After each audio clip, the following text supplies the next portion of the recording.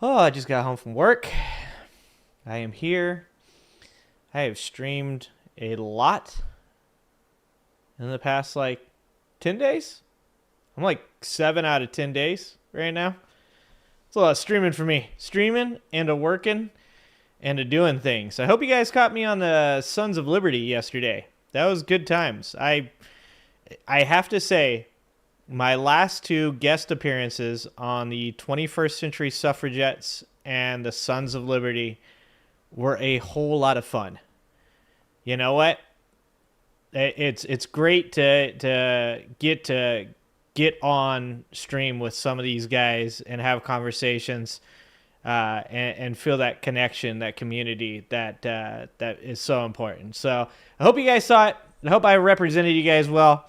As always, when I go on any other show, I feel like I'm representing this community, and you find people, unlike our Congress people and our senators, I feel a necessity, a responsibility to be out there doing what I believe is best for everybody out there that follows me. So I hope you guys caught it. I hope you guys were in Big Sarge's chat yesterday. And I hope you guys enjoyed the conversation. And I didn't have any technical difficulties, I don't think. I don't think I had any. And I followed that up with a pretty long conversation with Ben Dixon. Great conversation. Ben Dixon, very good dude over there on the Benjamin Dixon show. Yeah, so it's been a long one. But I'm here, and I'm ready to watch some videos. And we've got a lot of really good stuff to watch today. We've got a lot of really good stuff. So let's see who's here. Let's check out the chat. Let's see. Jeannie number one. Winner, chicken dinner. What's up, Kay? What's up, Perry? What's up, Woke Mike? Larry David. Dude, I love Larry David. That's why I had to watch this. Okay. Let's see. Stan. What's up, Stan? Pinkerbell. Brian. What's up? Roxanne, what's up? Rusty Nails, what's up? Exer, what's up? They are still going up. February to March. February is 590. March was 625 or 629. I can't remember. But they keep going up. Muriel, what's happening? Scott, what's going on? Christina, what is going on? 5 Alarm, what's up? All right. Oh, my Lord. All right, I'm drinking coffee, so I should be able to do this. Oh, I'm going to stretch a little bit.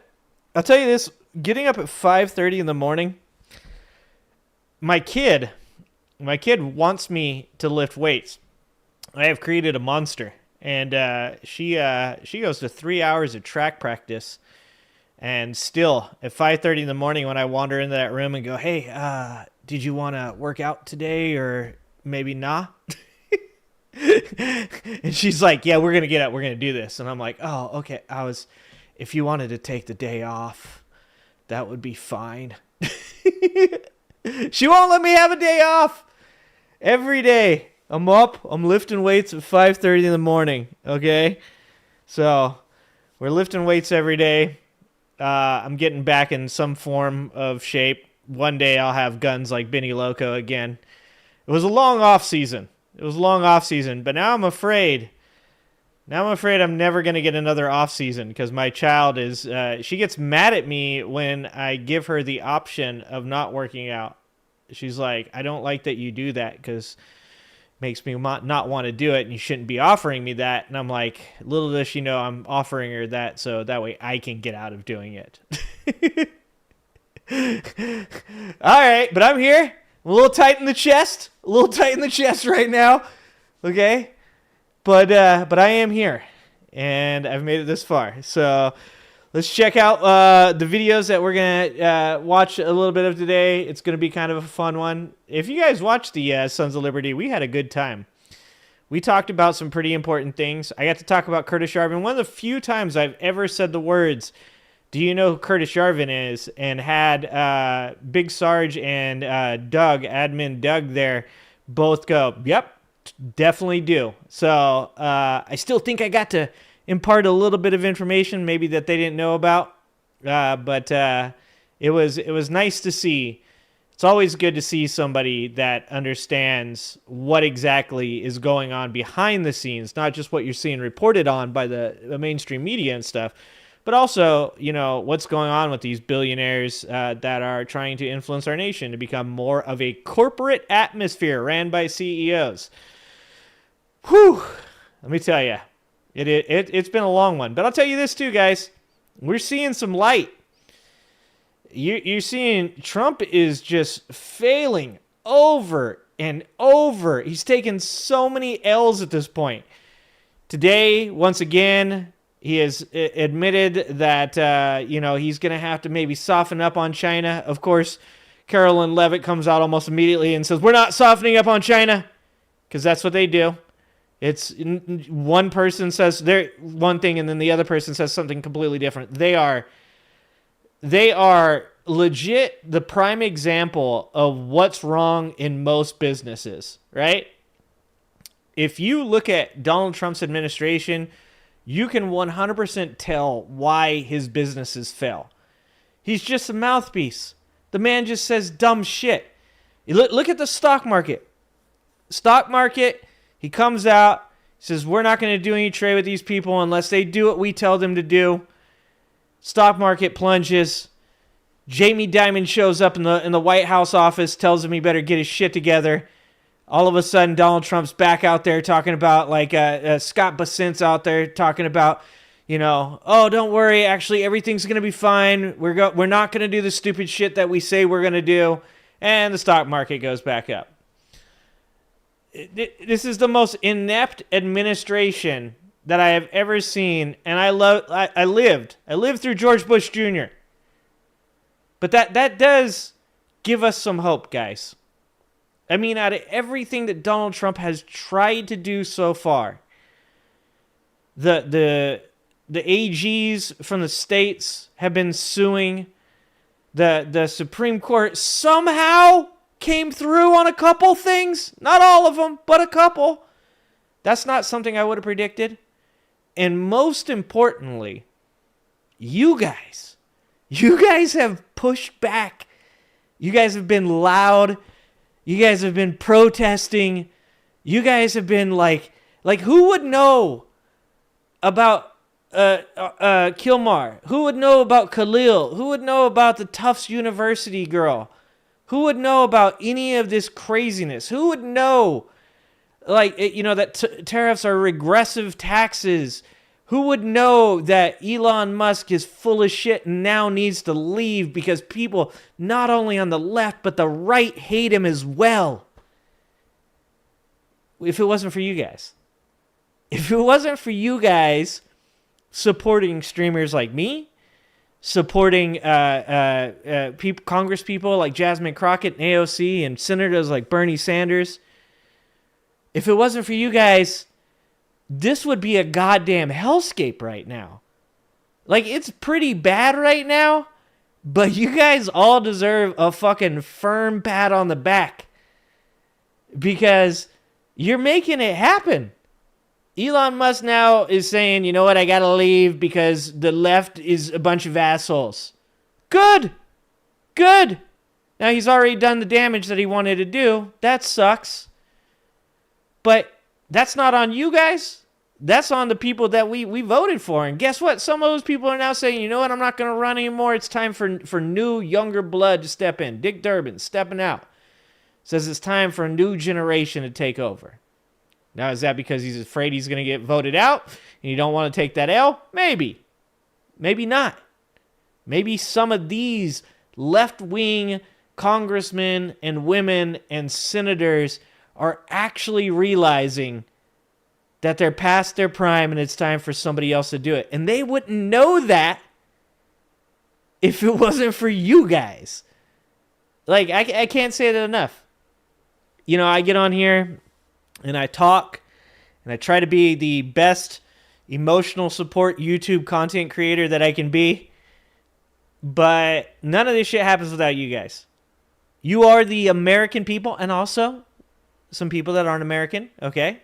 Love all my people from outside the country that also participate. But it's you, because that's the way the system's supposed to be. when things are not going the way that they should be for the American people have to stand up and say, this is bullshit, and we're not going to take it. We're not going to lie down and let you roll over us. And that's what you guys have been doing. It's only been 3 months, though.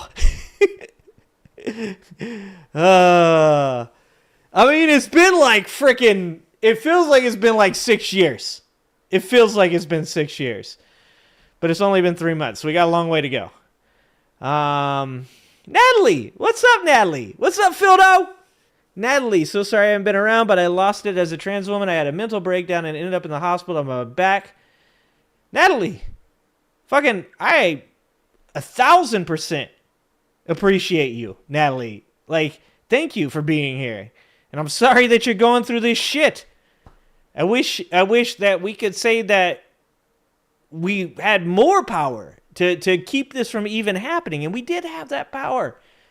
And some people faltered and chose not to defend the LGBTQ in our community, not to defend women's rights in our community, not to defend the undocumented immigrants that are here paying taxes into Social Security that they don't even get to touch. Like, I appreciate you. You know, like, I'm sorry to hear that you went through that, but you're here, and that's what matters. I'm glad to see you back here. Can you take a pat on the butt instead? HR says no, Swift returns. HR says no. Golf Marine! What's up, Golf Marine? What's up, Triton 1977 over there on Twitch? I love my Twitch people. Thank you for being over there on Twitch. Why Red is scared stuff? Why Red is scared stuff? Are you talking about the Red Scare? Triton. I'm going to need a rephrasing of that question. I'm not smart enough to be able to decipher that. Work with me. Work with me. Well, Mike, you did. You hurt his feelings. Scott, I'm patting you on the back, too. You're here, too. Bucket, what's up? Unknown, what's up? Whew. Okay, I can't pat you guys on the bum. I ran it past HR. They said if I pat people on the bum, my ass will get canceled. Your ass will get patted, but my ass will get canceled. I've already ran it past HR. The best I can do is like some side hip, okay? I'll give you a Christian side hug. You guys want me to play the Christian side hug video? Because I will. It doesn't take a lot of prompting to get me to play the Christian side hug, okay? You just got to. We play the Christian side hug. We're going to be here for a while. That's all I'm saying. Whew. I'm glad you guys are here. Nana, what's up, Nana? What's going on? So anyways, thank you guys for being here. I want you guys to know it's been a exhausting 3 months of trying to be on here and trying to figure out if there is any consistency or planning that's going on in this administration. You guys might think I just get up here and make jokes. You might think that I get up here and just talk shit. But behind the scenes, man, I am actually trying to figure out what the hell these people are thinking. And if you saw me last night on Sons of Liberty, those guys actually, they asked me some questions, and I tried to answer them as best I could, but I continue to go back to this place where I'm like, are these people that are running our government right now, are they legit this stupid? Are all their ideas this bad? Or are they just, is it just a con? And you know what I've came to is it's both, right? They're stupid, but they're con men. And unfortunately, there's too many stupid people in our society that want to be taken advantage of, that want to release responsibility and accountability for their actions, and instead would rather watch Donald Trump come out and tariff on, tariff off, allies on, allies off. What did he say today? He said, just the other day he was blaming Russia. Now he's blaming Zelensky. I'm sure he'll blame Russia tomorrow. Then he'll blame Zelensky. Art of the deal. Art of the deal. Make the art of the deal legal again. What have we done? We are not going to recover quickly from this. Oh, my God. I just want you guys to know this. By the time, I mean, unless Donald Trump tries to descend a set of poorly lit stairs and pulls a Biden and falls down some stairs and does not get up at the bottom, unless that happens, this is going to be 4 years of this for me. I got 3 years and 9 months left of this. And then after that, if we can just get somebody in office with, I don't know, 6 brain cells, 7, to clean this shit up, as is normally the cycle. Normal cycle going on here. Nothing out of the ordinary. Republican comes in, F's up everything. Democrat comes in afterwards, cleans that shit up.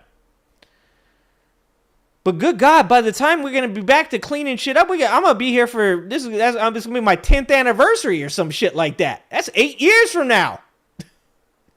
Good Lord.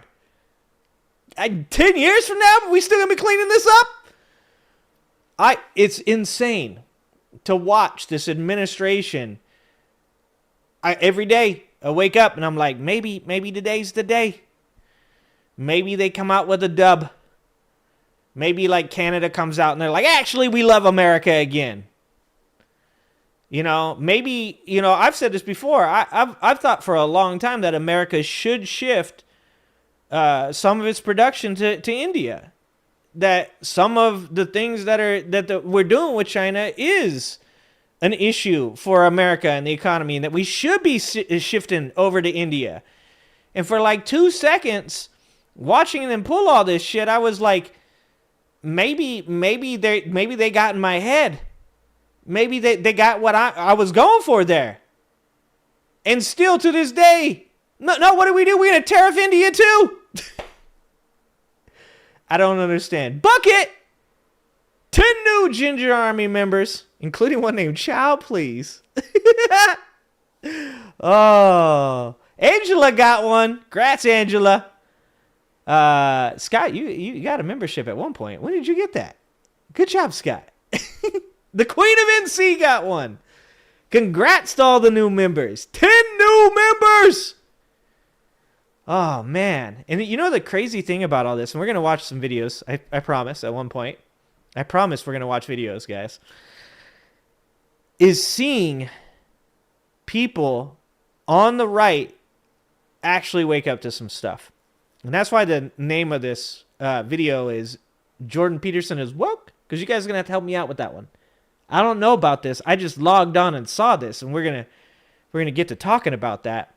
And I'm not claiming Jordan Peterson's going to wake up to anything or change like his terrible points of view on all the dumb shit that he believes. But I think Donald Trump somehow went further than even those people wanted him to go. And I think that's because of the techno-oligarch shit. I said this, when he got elected, I said the hope here is that because you have these factions within his government, where you have the people Trump hired, the Pete Hegseths, the Tulsi Gabbards, the RFK Juniors, so the moron squad, right? You got that faction, and then you got the oligarch squad, who want to be able to be at the forefront of AI, have all the money in their pocket, all the control and authority in their pocket. And then you got Curtis Yarvin behind the scenes with Peter Thiel trying to turn us into a goddamn fucking nationwide corporation. And then you have the Project 2025 faction. And I said, hopefully, what happens is that these factions, because Donald Trump's a terrible ass leader, will start to go after each other. Because Donald Trump is not a manager. He's not a leader. He doesn't know how to unite people. He doesn't know how to bring those factions together and kind of, have a consistent plan, art of the deal. A consistent plan that could possibly bring all these, differing people together that have these, they might have similar wants to be fascist pieces of garbage, but for the most part, they each want to be in control. And just recently we saw Basint had supposedly an argument with Elon Musk that blew up, and they fought inside the White House, not physically. That would have been amazing if that does happen, for sure. If Carolyn Levitt could whip out her phone and get that shit on Instagram, I need to see Elon Musk's like weirdly, awkwardly shaped body fighting Basint. I need that in my life. If I will pay money. I will pay money to watch that pay-per-view. Like $79.99, willing to watch that. It's not gonna be a long fight, and there's gonna be a lot of slapping going on, hair pulling and shit. Basint does have a nice head of hair. But that's what I said at the beginning. Was like the hope is that Donald Trump's incapable of managing these different factions, and that these different factions will go at each other's throats, and that's what we're seeing. And now you're seeing. The Nelt boys, who we're going to look at, the Hodge twins going after Jordan Peterson. You've got Murray going after Rogan. You've got people calling people on the right the woke right.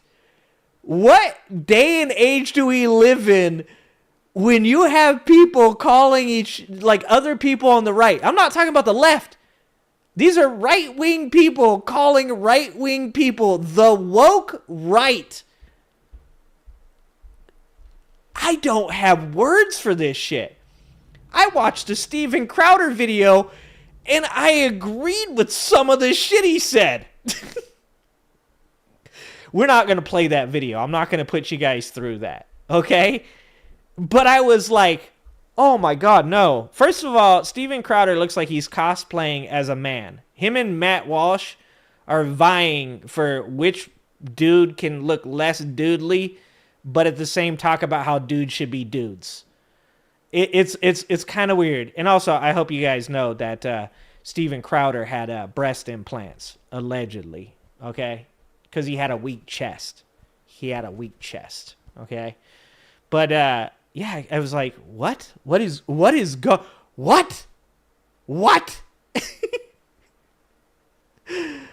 Oh my God. 5 Alarm Fire, 10 memberships. Thank you, 5 Alarm. We are growing stronger by the moment. Look at us, like, woke right, Bucket. Woke right. Mitesh, what's up, Mitesh? Like, mind fucking blowing. If you would have asked me if I ever thought I'd hear somebody on the right call somebody else on the right the woke right, no. You could have bet me money. You could have been like, I'll bet you $2,000 right now that they're going to call each other the woke right. And I would have been like, handshake on that. I'd be 2,000 down right now, okay? Just like my stocks. just like my portfolio. 2,000 down. Oh, those red numbers. I need to get that fucking that insider information that MTG has. I don't have the same connections that fucking the caveman from Geico has. Or else I'd be like 2 billion up right now. Okay? Man, I can't wait for the post game. I can't wait to see the trials. Oh God, that's going to be good YouTube content. Let me tell you that right now, guys. The trials are going to be great YouTube content, guys. James, welcome. What's happening, James? Oh, all right. The right with a W. The Wright brothers? What do the woke right complain about? So far, they complain about each other. I believe. Okay, so let's get to this. Let's just do this. Because I don't really understand it myself. And I need your guys' help. Because some of you guys might have watched some of these videos. All right, so at one point, we're going to get to the good liars talking to conspiracy theorists. Because that's funny. That's just for the lulz. Okay? Then we got Larry David putting Bill Maher in his place. There's no way you couldn't watch that video. We got Republicans going to a Bernie Sanders rally. The world is upside down. And then we got this guy who I have never seen before. His name is Resistor Vic. And it's about the stupidity of MAGA. And then if we get to it, if I can stop talking for 5 seconds, we're going to watch a veteran grill Chuck Grassley in Iowa, 99-and-a-half-year-old Chuck Grassley. Hopefully he makes it to the end. Or Hopefully not. But we're gonna try and watch that. But what we want to start with, guys, I need your help. Make it make sense, guys. Make it make sense. The Hegseth trial will be interesting. James, dude, that's fucking 10 of 10. The Hegseth trial is going to be amazing. Amazing. Woke right are ones complaining about the Hot Wheels remark. You think that's who it is? Is that, like I said, I got no call on this one. I'm fresh to this, okay? What does the horseshoe look like now with this woke right? That's a good question, Phildel. What up, Starman? What's happening? All right, so here we go. You guys got to help me with this one. You got the Hodge twins tweeting, Jordan Peterson has gone full woke, sad to see. Now, I'll be honest with you guys. When I saw this, I thought this was clickbait. I thought I was going to click this, and it was going to be nothing but people in the comments making jokes like, yeah, Jordan Peterson woke, that's crazy, I thought that's what it was going to be. And then I started reading these comments. Of course, guys, Cat Turd, the guy who would have absolutely no goddamn relevance in this entire world, probably just like he does with his children, if that guy ever got to have sex. He might not have ever had sex in his life. I mean, his name is Cat Turd. Checks out. Says, never liked him to begin with. I'm going to guess that if we click on Cat Turd's profile and scroll down far enough, we're going to find some praise of Jordan Peterson. Guarantee it. Guarantee it, okay? Hodge twins. He used to make some good points, but now he's just controlled opposition. Look, there is a lot you can say about Jordan Peterson, but controlled is not something that you would say about Jordan Peterson. Jordan Peterson is off the goddamn rails. And his medication, by the way. He might be back on it now, but if he is, it's not doing its job. Just letting you guys know. All right? Tons of men ages 18 to 40 admired the guy for a decade. Now not a single one has any respect for him. A drastic fall from grace, particularly for his target demographic. Hodge twins replied, go woke, go broke. What is this world we live in? He said go woke or go broke about Jordan Peterson. He said go woke, go broke. Oh, it's good. Oh, here we go. How about this guy? He's got a founding father in his Publius penis breath. I'm going to just say penis breath. His name is Penis Breath. Canadians are predisposed to politically correct woke mind virus. Even if they temporarily recover, they often relapse back into it. Canadians, help me out. Are you guys predisposed? DJ, what's up? What's up, Blop? What's going on, Blop? What is going on, guys? What is this? What is this? This guy has the same question I do. What did he say? I don't know. MN Political Vikes fan, which is a real fucking weird name to have. But okay. Probably not a Chris Cluey fan, I'm going to guess. Probably not a big fan of Chris Cluey's. Let's see. Instead of criticizing the politics of the USA, he should criticize the politics of his own country. Oh, thank you so much, guy with an owl for a profile picture. You're probably a robot. He must have said something about Trump, right? Did he say something about Trump? Can somebody help me? Oh yeah, go check out Ojeda. Tell Ojeda I said hi. Me and Ojeda have talked about punching Nazis before, and that's one of the best moments of my Twitter life, okay? My Tesh says, I'm still conflicted by Jordan Peterson, as the first content I saw of him was some self-help stuff, but then saw more of his controversial stuff. I'll say it right now, and I'll just make everybody angry. I have enraged a leftist woman once on this channel because while watching the leftist mafia, I cannot talk today. I've been up for a really long time, and I didn't sleep last night.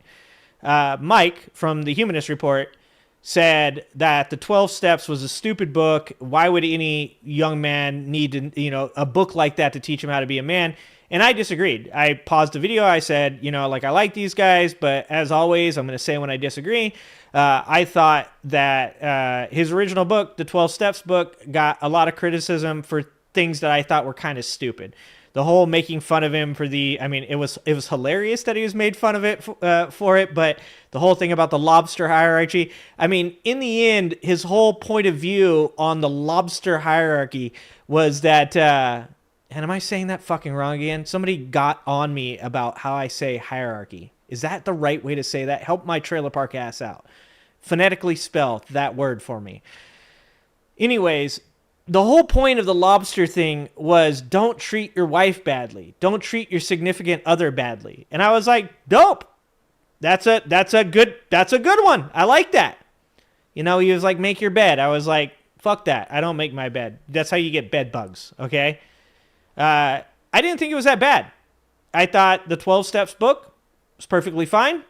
I still believe that Jordan Peterson probably is a very well-respected person in his lane of psychology.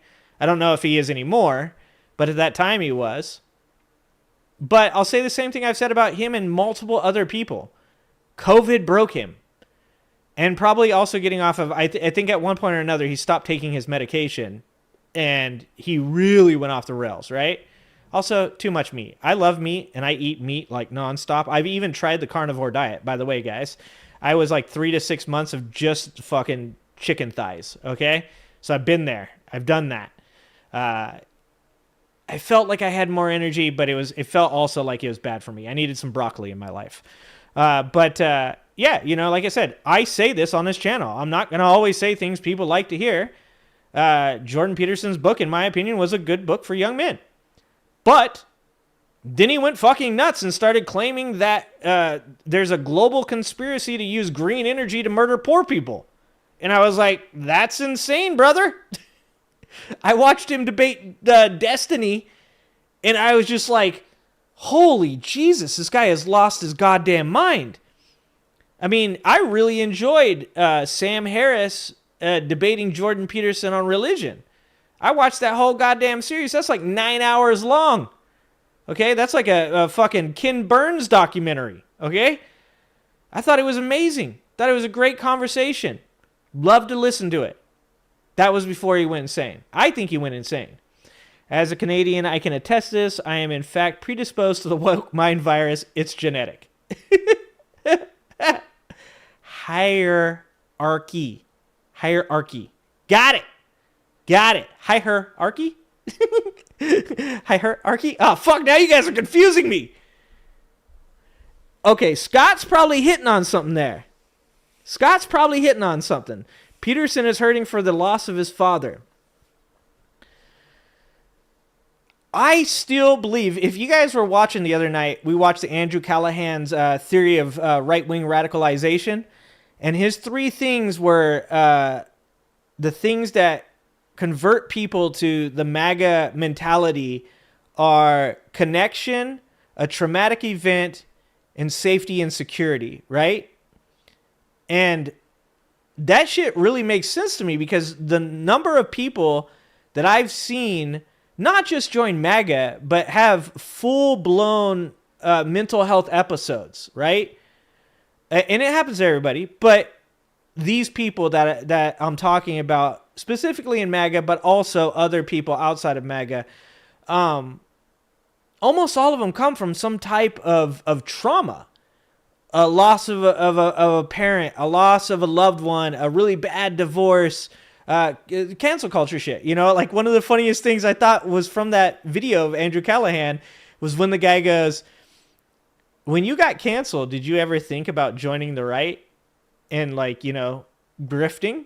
And he was like, no, I couldn't do that. And that's why I like Andrew. That's why I like Andrew Callahan.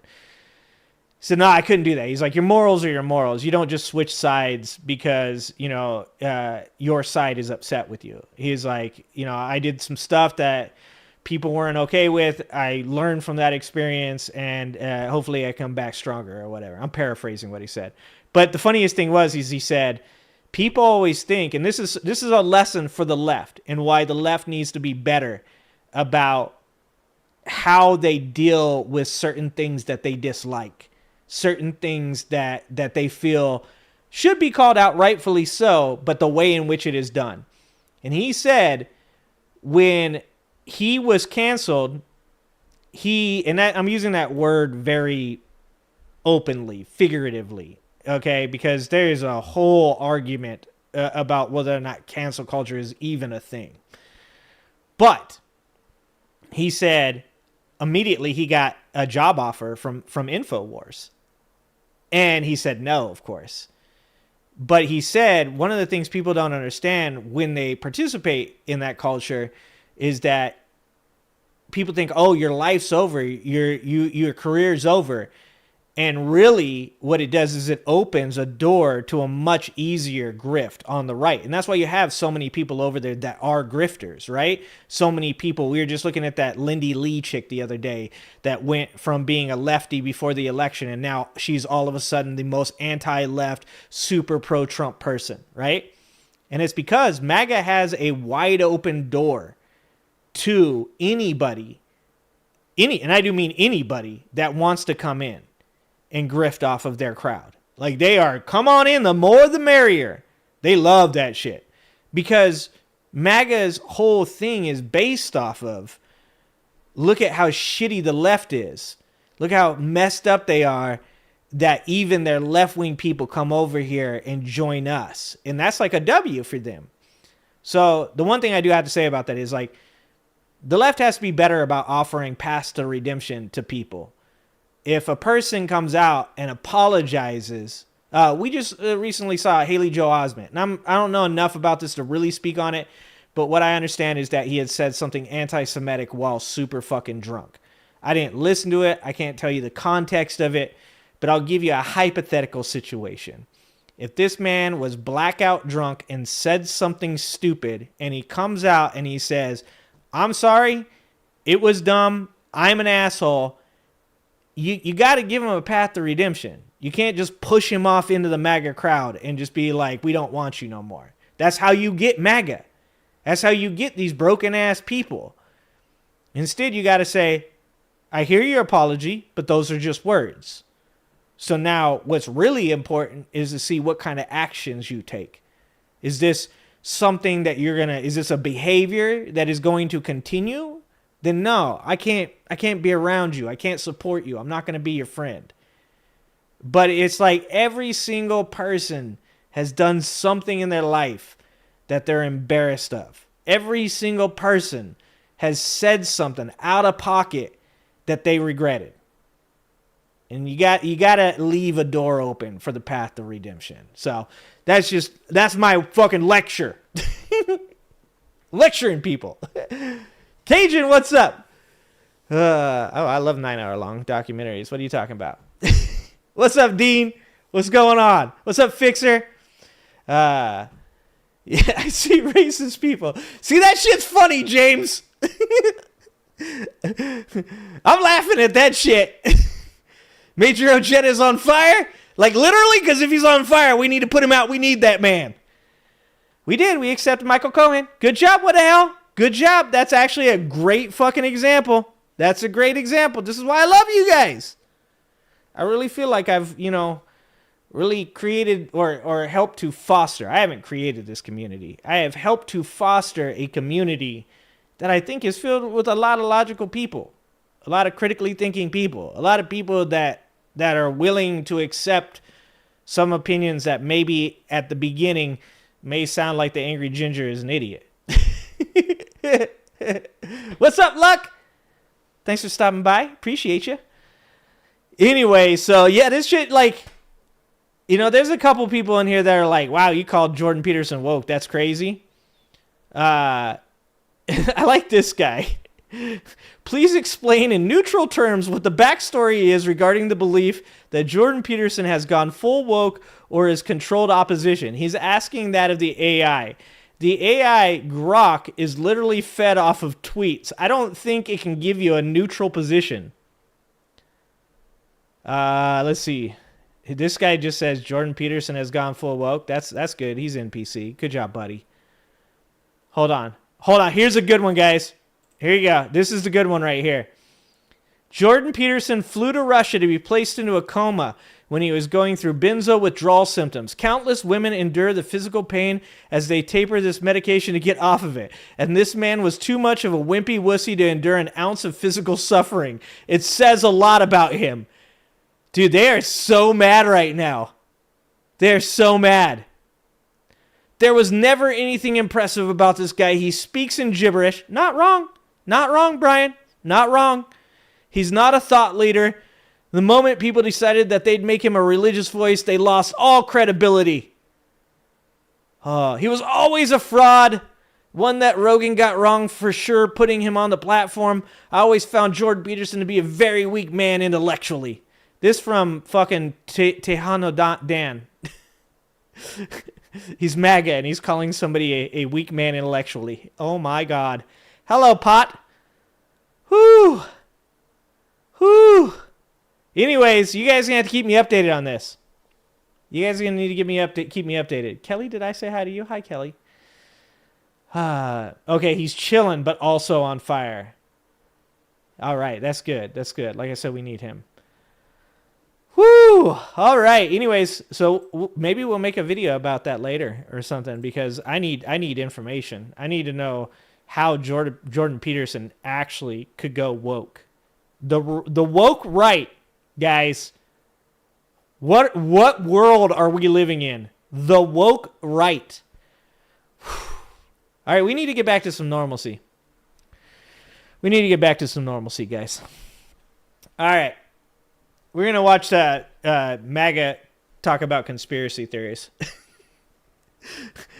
I need reality to shift back to something that I'm comfortable with, something that I'm used to, not the woke right. I need MAGA talking about JFK Jr. coming back and being the vice president. I need MAGA talking about James Woods playing Joe Biden in a skin suit. I need MAGA talking about uteruses falling out because of vaccines. This is what I need. And the good liars are here to help me out. Thank sweet Lord 6 pound, 4 ounce, 19-inch baby Jesus. Thank him for this because I don't know if I could have continued doing this. It's actually flat. Oh, we push up. Technical difficulties. Drink. That's it. That's a drink. That's a drink. You do. It's my belief. Hold on. Why does this guy... Who's he? David Lee Roth. Is this David Lee Roth? Bon Jovi? Is this Bon Jovi? He looks like Bon Jovi. So you think the Earth is actually flat? I really do. It's my belief. And who are you voting for this year? Donald Trump, yeah. See it. Oh, yeah. Oh, yeah. What happened with the hurricanes that hit North Carolina? Oh, shit! Do you really want to go there? Yeah. Dude. What the fuck? Her lipstick. I'm actually not even mad. I'm kind of impressed. Also, those are like triple D's.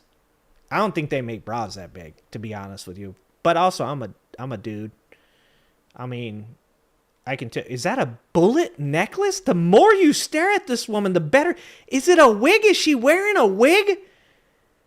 The lipstick, the bullets, the wig, the boobs.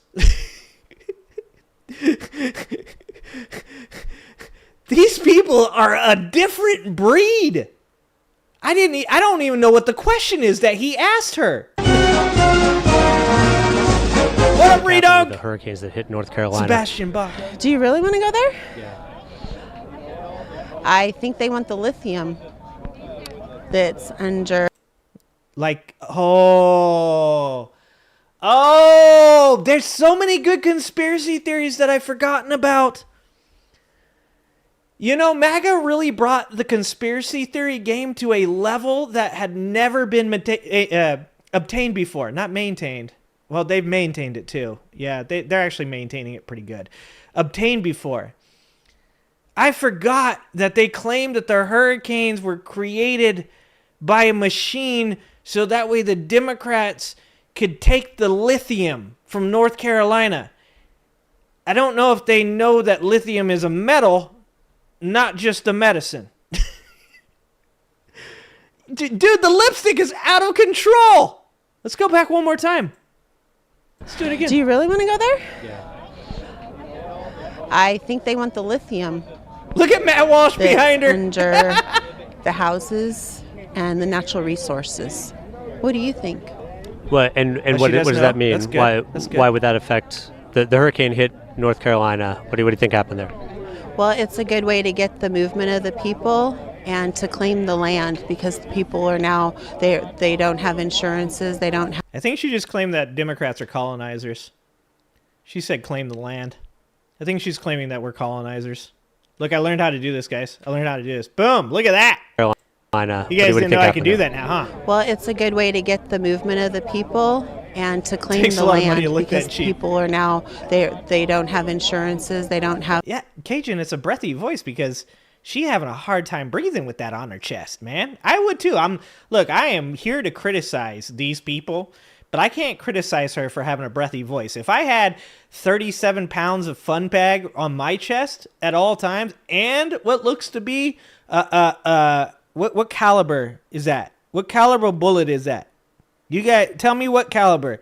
Gulf Marine, what caliber bullet is that? Have their land. What do you think happened there? Well, it's a good way to get the movement of the people and to claim the land, because It's 'cause it's people are attached to now the wig. they don't have insurances. They don't have their land, and it's a good way to acquire what you want. So do you think?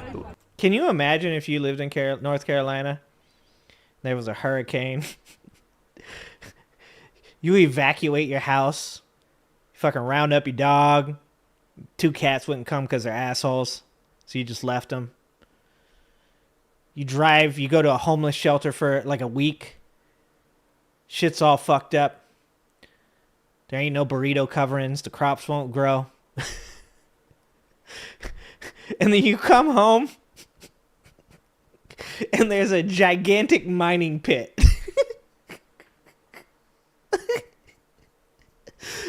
Can you imagine? Like, you pull into your driveway, you get out of your car, and there's just like dudes with fucking headlamps on.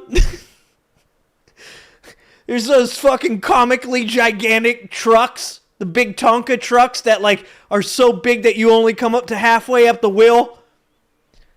You know, the one that they occasionally somebody gets ran over and they don't even know? That's real shit. Look that up. I think it happens in one of these third world countries. Sometimes people get ran over and they don't even know. Can you imagine that? Like, you get home and you're like, what the fuck, guys? Why you do that? Give me my lithium back. Where do you? They don't have insurances. They don't have their land, and That's a 30-30. it's a good way to acquire That's not what you 30-30. want. So do you think? Where do you think the hurricanes came from? Those are Whoever was kneecap in covers. control of them.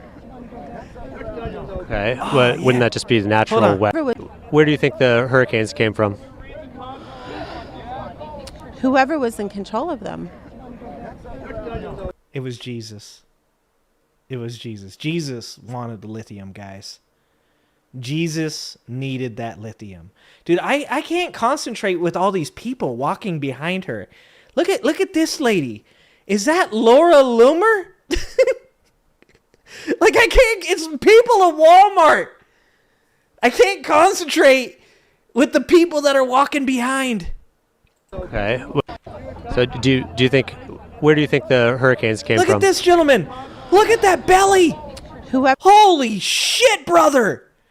That is magnificent. Can I do this while it's paused? Oh, I can. Where do you think the Look at that. hurricanes came from? Oh, that thing's got its own satellite system.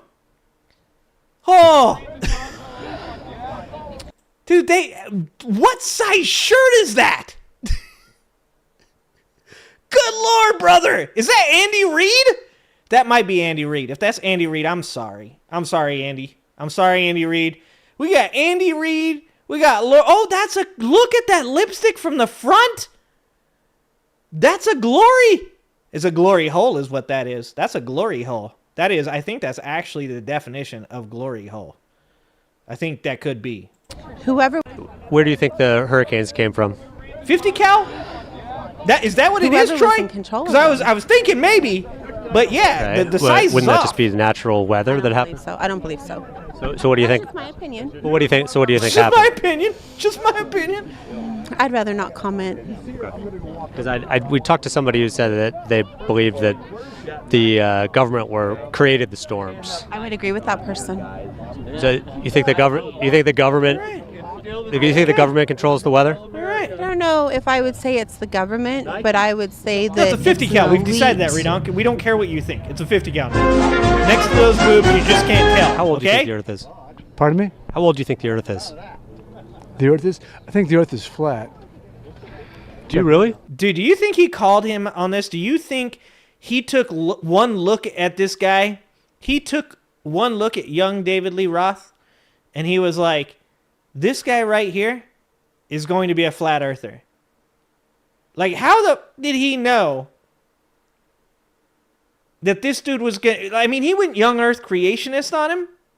He went young earth creationist, but he got flat earth. So I guess he was off a little bit. They're getting too good at this. They're getting too good at this. Do you really? I really do. Isn't that what Christopher Columbus said? What? Do you really? I really do. Isn't that what Christopher Columbus said? Do you really think the Earth is flat, or are you just messing with Hold me? on, he might have said that actually. Why do you think Globe is they're? a marble. Back then it would have been expected to say the earth was flat, right? Wouldn't that be round? That means it's round, but it's a falsity. Wait. They knew the earth wasn't flat back then too, right? Look, this is not my lane, okay? This isn't my lane. Don't judge me. I'm pretty sure that they knew. Oh, wait. Christopher Columbus, that's why he landed in America instead of India, right? Damn, I'm exposing my level of American education right now. Do not judge me, guys. Do not judge me. Somebody in the comments, give me a history lesson. Did Christopher Columbus land where he landed because he thought the earth was flat? Is that what happened? The merch game was so hot. The merch game was very good. What up, unknown? Wouldn't that be round? Why do you think Globe is a they're? marble. Do you really think the Earth is flat, or are you just messing with me? No, I'm serious. Why do you think Globe is they're? a marble. What does that mean? Wouldn't that be round? Globe is a That means marble. It's round, but it's a falsity. Yeah, that's You a think good about word. that hard, yeah. Yeah, I'm trying think to. about that hard. It's not. I'm not getting anywhere though. Really? Okay, it's okay. Why do you think The the Bible says that. Bible says the Earth is flat? The firmament. You know what that is? What is that? All right, guys. I have two questions now. I have two questions. Did Columbus think the earth was flat? And did also Jesus think the earth was flat?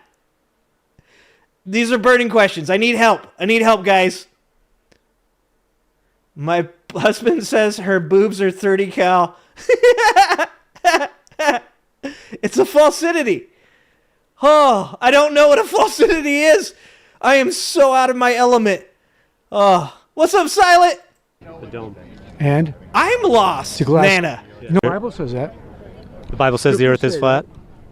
The firmament. You know what that is? What is They that? have so many cool words. And it's a glass ceiling. And Guys, I'll be right back. I gotta go look at the glass ceiling. Dude, this guy is a real linguist. Dude, help me out. I think all hell's going to break loose, and it's going to be another summer of love because Trump's going to win, and the Democrats are going to lose their minds. All And they're right. going to send That's what everybody. I'm Be a talking summer about. of Let's love go. because that they're going to hurt, and they're going to hurt as many people as possible. They're going to send their Oh, that's aging really well. That's aging really well. bad people out. Their Black Lives Matter. Their Antifa. Oh, Any okay. Thanks, foreigner Manny. that's here Thanks. that doesn't belong here is going to be sent to your front door.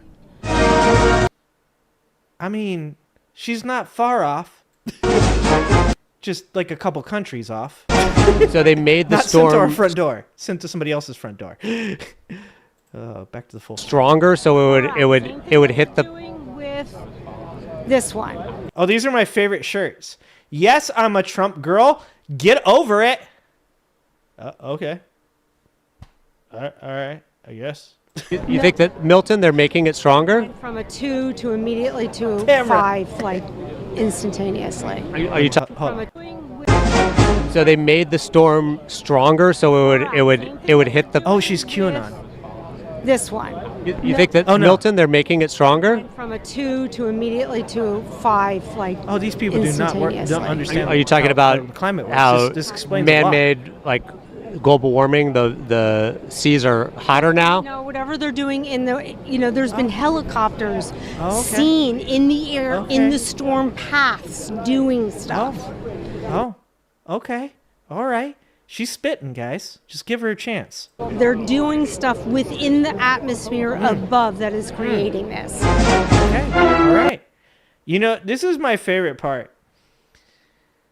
Is people get a hold of the idea of cloud seeding and just make it the most dramatic and epic thing ever, not recognizing that cloud seeding has been so far a pretty big failure. And, so far a pretty, there's even like things, criticisms of cloud seeding that we could get into. But for the most part, so far, the cloud seeding has had zero effect of any kind, and these people don't know what cloud seeding is. Like, you can't cloud seed a fucking hurricane from a 2 to... That's not how weather works. That's not... Not to mention, how would you fucking direct a hurricane where you want it to go? There's so many things wrong with these people's, like, ideas of how shit works in reality. It's like, once again, I'm not even mad. I'm fucking impressed. And this is what you get when you have a president like Donald Trump as their icon, as their Jesus, as their Martin Luther King Jr., brother. Is the type of dumbassery that believes that we should nuke hurricanes, as though spreading nuclear active materials into a hurricane that has something like, what is it? Like a hurricane has like 3,000 times the explosive strength of what happened in Nagasaki, right? It's something like that. Don't quote me on those numbers. Somewhere around there. It's a ballpark figure, guys.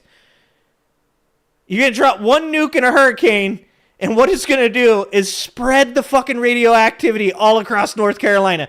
All those poor people, they're there to get the lithium, by the way, okay? The poor people trying to get the lithium while you're gone from your trailer park are going to get radioactive material spread all over them. These people are amazing. I miss this. I do miss this.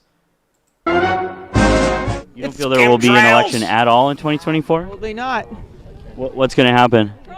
Watch and see. We're in the storm right now. QAnon! This is part of the storm. Enjoy But what's it. actually going to happen that would cause... You'll see. It's part of the storm. You'll see. Okay. Okay, When you know, you know. Where we go one, we go all. Was crashing the stock market and then helping his billionaire friends making a bunch of money, was that part of it? Was that part of the storm? I didn't know the storm was just going to mostly include billionaires. This lady doesn't look like she has $1 billion. No offense, ma'am. No offense. What would it actually look like if JFK Jr. were to become vice president? What would that look like? Yes. It's going to be the best thing ever. And wasn't JFK Jr. a Democrat? My mind is so broken with these people. Oh, it's amazing. Gnome Dome, thank you for the $20. The weather machine to control us. But all they need is TikTok and Facebook to control these dummies. That's the fucking most ironic part about all of this, Gnome Domed. Every single thing that these people so far have claimed that they were against, they're like 1,000% for now. They love them some Peter Thiel. The man who is stealing everyone's information and giving it to the government. Like, it's insane. The hypocrisy is out of control. TikTok. Like, they hate China. They want to keep TikTok around. Donald Trump thinks that by being hard on China, he's helping with the deal for TikTok. Nothing they say or do ever makes any goddamn sense at all. Like, none. Like, that's what I'm saying is, like, I need them to make sense, like, every once in a while. So that way I don't feel like I'm in a simulation. Because I feel like I'm in a simulation where we are on a difficulty that has never, ever been seen before. Like, even in, like, hard difficulties, you get a break every once in a while, and you're like, oh, okay, that shit makes sense. Okay, that puzzle was difficult, but now that I've gotten through that puzzle, I do understand why it makes sense. That's why this is hard. Okay? There's no explanation anymore. It's just fucking crazy time 24/7. $2. Thank you, Maitesh. These people are going to reproduce. We are so cooked. You are not wrong. You're implying that the government Jesus made a hurricane Where their stronger one brain to cell hurt goes, they its go off. own country, the United States of America? Correct. And what would be the Correct. gain of that? If you haven't thought that far. like, there's been people out there, if they have an Alexa, I don't know if you've heard that, and they've okay. asked what caused Milton. Okay. You can go on there now. It's already predicted the number of deaths and the amount of. It's already predicted it. You on a Google, it won't do that.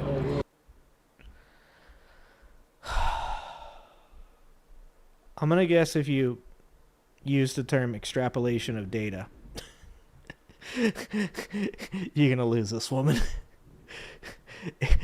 I don't think she understands how predictions work.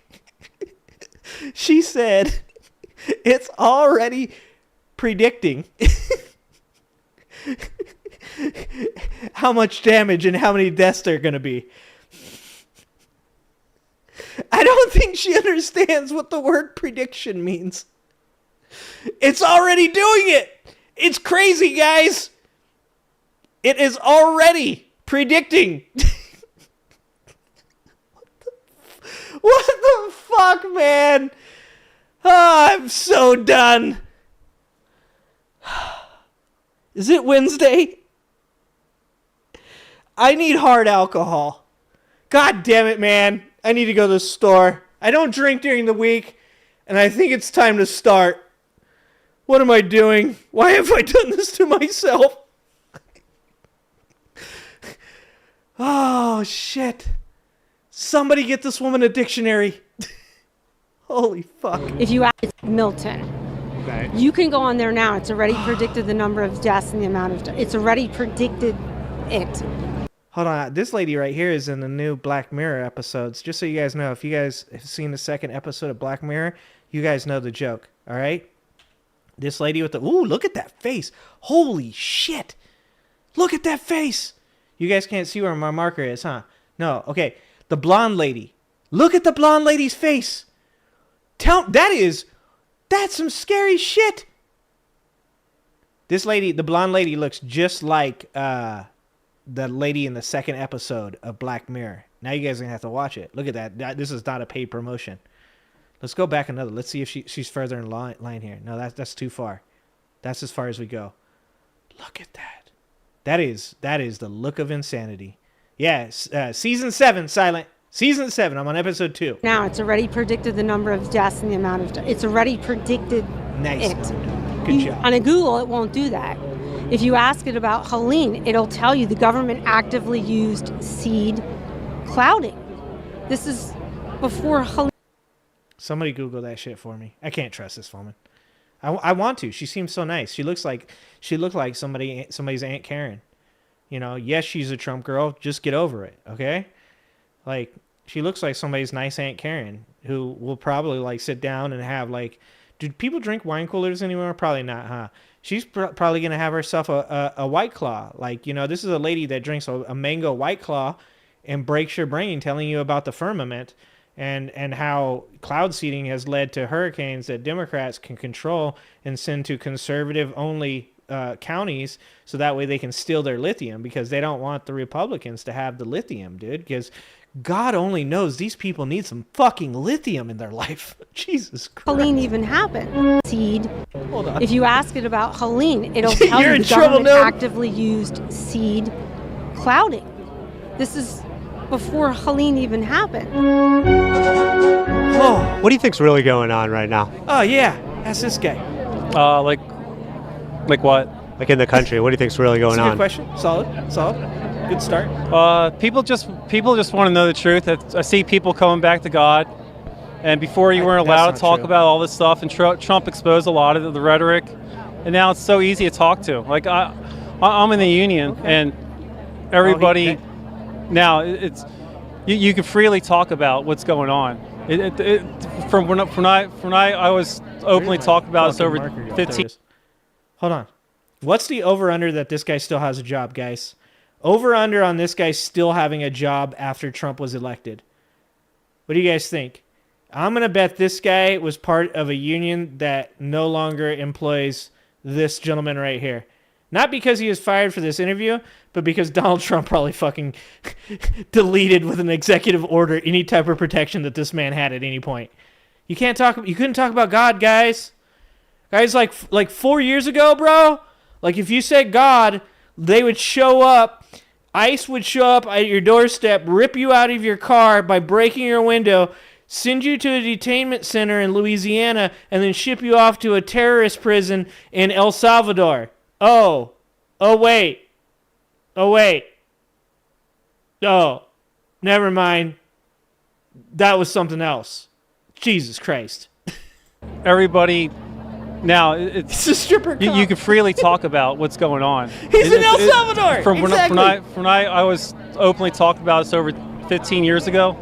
Right now it's so easy to talk about to everybody about it. What's going on? Like the stuff going on. Like What's the bit? What is like some? everybody? You can free in the union, and everybody What is he talking now about? you can freely talk about what's going on. Okay. Let's talk about what's going on. When I was openly talking about this over 15 years ago. Right now it's so easy to talk about to everybody about it. What's going on? Like the stuff going on. Like What's the bit? What is like some stuff people aren't talking about? well, like conspiracies. there is no conspiracies. Conspiracies are This I could have guessed that this guy is I know the video is a conspiracy theorist video, but if this was not a conspiracy theorist video and if you asked me, does this guy believe in conspiracy theories? Yeah, I'm 100 on that one. That's amazing. most of them proven right. What up, like Jay? what? Well, Do you think that we landed on the moon? that's a big question. I'm not sure. Like, Do you think the Earth is round or flat? it seemed weird that President Nixon answered the phone while the guys were on the moon in the White House. To me, it does. Do you think the Earth is round or flat? What? I've been told my whole life it's round. I don't know. What are some other If you read conspiracies? the Bible, it says Jesus says to spread the gospel to the ends of the earth. I don't know. I don't really is want to get that? into that. Hold on. Is that what the other dude was referencing? Holy shit, these people. He said God told Jesus to spread his word to the ends of the earth. Therefore, guys, obviously the earth is flat. This is okay, YouTube, just so you know, I'm making fun of these people. Don't you dare demonetize me for saying this shit. We've already been down this route once, YouTube. I was making fun of them. I was not encouraging. I was not spreading the disinformation. And you fuckers banned me. Do not ban me, YouTube. I'm making fun of them. But This is my who job. won the 2020 election? Redonk was there. Oh, he by can tell you. far it was Trump. Yeah, by far, yeah. So the Earth may be flat. Yeah, I'm about to be there now. I really don't know. I'm about to be there. You're going to be roomies. Why would a country want to have a hurricane be strong and hit its own country? Because they want to control certain places. And if you're looking at where the hurricane's going, it's a lot of red states. If you're looking at the counties in North Carolina that were hit, Dude, there were all of them, She is 26 out of 28 of those Ma'am, you lost your counties were place in for line. Stop Trump. walking. They're doing whatever they can because they can't rig the election. Even control the weather? Yes. Dude, hold on. Even that lady in the back was laughing at her. This lady right here, this old lady right They here, starts can't laughing rig the at her. election. Even Look at control her. the weather? Look, Yes. she's even laughing at her. Holy shit, man. They're powerful enough. They're powerful enough to steal the election in 2020. They're powerful enough to control the weather. Not powerful enough to defeat Donald Trump in the most important election in most Democrats' eyes that has ever happened. That's where they fell flat. Like, was the person that was in control of the weather off that day? Did they call in sick? It was AOC, wasn't it? Because I like to think, and guys, this is not perverted, all right? I mean, you guys are making this perverted, not me, okay? I like to think of AOC in a nice, fluffy, blue robe with, like, you know, some archaic liberal symbols all over them, or maybe even hammer and sickle, you know, just to make it real. You know what I'm saying? Some hammers and some sickles with, like, a really nice pointy blue hat, and then, like, you know, a wand made out of wood, but only wood that has fallen off the tree, like not wood that she broke, because we don't do that, okay? Like, I like to think of her with a wand made from a branch that fell in the forest, and that she is on, like, a cliff in, like, I don't know, like Palo Alto. I don't think there's cliffs there, but if there was, she could be at the end and she's whipping it up like that old Disney movie. You guys remember the Disney movie? Because you guys are old like me. The old Disney movie. And she's bringing in the hurricanes, and then she's like fucking, Destroyo El Republico. Okay, that's not racist either. I'm not saying that because AOC's Puerto Rican. I'm saying those are magical words. It's like abracadabra, but that's how they talk in Palo Alto. That's as I understand it. Don't judge me. Don't cancel me, guys. Why do you think Obama was born in Kenya? Well, that's where his birth certificate is from. He doesn't want to show it, but that's where he's from. Tall where tree. did you hear She's in this? a tall tree. It's all over the news. What Oh, news yeah, look in at this particular? guy. Well, just listen to it. You'll see it. But what news did you see that in? Because he was born in the United States of America. No, he wasn't. Prove it. He just released He his did. birth certificate after Donald Trump may have erased his flag. Never seen it. Do you believe Donald Trump when he said that President Obama wasn't born in the Matic United States was of getting America? jealous. Yep. He's Even getting jealous of what I Obama was said he making wasn't. AOC look like He said he was in from my Kenya. head. He was Totally born not in perverted. Kenya. In his third term in What his up, basement. Ben? That's what's happening now. So you Thanks agree for with being here, you Ben. agree with Trump that he was born in outside of the United States of America? Absolutely. Jesus Do you Christ. agree with Donald Trump that he was born in the United States of America? Period. Say that again, please. Do you agree with Donald Trump when he says President Obama was born in the United States of America? Period. Nope. Don't agree. Nope. You disagree with Donald Trump on that? Yes. Do you all Nice, think they President found Obama something. was born in the United States of America? You don't think Obama was born in America? No. Where was he born? Hawaii? Who said Hawaii? You said Hawaii? Hawaii. You think he was born in the United States of America? Hawaii's in the United States. So you disagree with everyone here?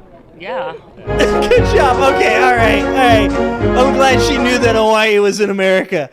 Oh, no. You know, Oh, there's no. nothing more Texan.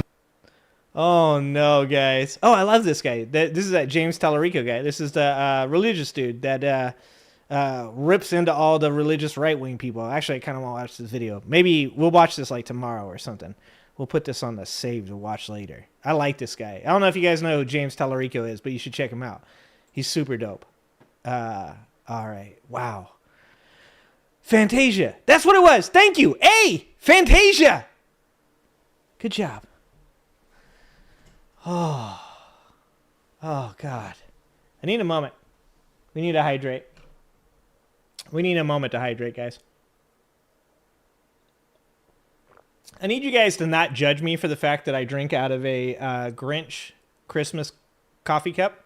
Okay? In this household, it's always Christmas. Okay? Don't judge me. Don't judge me. Waco was fucked even with the conspiracy theories and Alex Jones complicating it. Dude, the Waco Netflix, if you haven't watched that Netflix documentary on Waco, that is insane. Yeah. I mean, the government effed that super hard. The government effed that so hard. And you know that Timothy McVeigh actually came to Waco, Texas during the standoff and was outside with the camera people, with the news reporters and stuff that were outside the perimeter. He actually came there and watched all that shit happen. That's like, it's insane. You guys should watch it. If you haven't watched that Netflix documentary on Waco, Texas, on the Branch Davidian, dude, it is definitely worth a watch. It's pretty crazy stuff. Tallarico's your guy. Yeah, I like him too, Golf. I like him too. You judging me, Pinker? Damn it, man. Never going to be able to drink my coffee ever again without feeling shame. All right, where are we at? This is Larry David putting Bill Maher in his place with scathing takedown. I don't know how scathing it is, but we're going to find out. I just wanted to see Larry David make fun of Bill Maher. I'll be honest with you. I've already made fun of Bill Maher a lot for his take on the Donald Trump thing. But I wanted to see Larry David do the damn thing. So this is Larry David making fun of Bill Maher, apparently, in a scathing takedown. This is the only TYT we're going to watch. What bothers me about the critiques I get is that they don't acknowledge the points I myself made. Fair enough. Look, at the end of the day, Bill Maher... Dude, he does a little, like, Trump thing there. He does the Trump head movement. What bothers me about the critiques I get is that they don't acknowledge the points I myself made. Fair enough. About the critiques I get is that they don't acknowledge the points I myself made. Fair enough. About the He does critiques that, like, I get lunging is forward that they thing don't that Donald acknowledge Trump the does. points I myself made. Fair enough. Look, at the end of the day, Bill Maher is always going to Bill Maher. Meanwhile, the great Larry David, who has mocked this very movement in his show, Curb Your Enthusiasm. I love that. Obviously, a big part of this show is the MAGA Cliff hat. Cash is amazing. The first show, yeah. Right. There are people that wear the MAGA hat and like what the MAGA hat represents. Are you afraid about alienating them? They could be fans of the show. Alienate yourselves. Yeah. Nice. Good job, Larry David. That's why I love this dude. Go and alienate. You have my blessing. No, I could give a... Nice. Would speak his piece after Maher wined and dined with UFC Later, CEO Christina. Dana Thanks for White, being here. Kid Rock, who somehow still was called Kid at 54 years old, and Should Donald we call Trump. him like Oh, I mean, you can't Grown go Man a day Rock? without Adult Rock? thinking about what he's done to this country, because he's such a little baby that he's thrown 250 years of democracy out the window by not accepting the results of an... I mean, it's so crazy. He's such a sociopath. He's so insane. He just couldn't admit to losing. Damn, and Larry we know David, he man. lost. He knows he lost. And look how he's fooled everybody. He's convinced all these people that he didn't lose. He's such a sick man. He's so sick. Damn. Anyway, no, it hasn't impacted me at all. David unloaded on Maher. And he did it with an op-ed. I hope he doesn't get deported for writing such a thing. He titled it, My Dinner with Adolf. Oh, nice. David paints the picture well. It was spring of 1939, and a letter came to his doorstep from the world's most reviled man, dude. Adolf Hitler. He details his critiques and how he was not encouraged by a soul to attend. He writes, I knew I couldn't change his views, but we need to talk to the other side, even if it has invaded and annexed other countries and committed unspeakable crimes against humanity. Before continuing, keep this in mind. Maher, on his show, which is still airing on HBO, quipped to his loyalists in the seats, I never felt I had to walk on eggshells around Donald Trump. I would never feel comfortable talking to Obama or Clinton the way I was able to talk with Trump. God. That's just how it went down. Make of it what you will. Me, I feel it's emblematic of why the Democrats are so unpopular these days. Back to... Bro, the grift is hard. I'm not gonna lie. That right-wing money, that sweet, sweet right-wing money, it's tempting.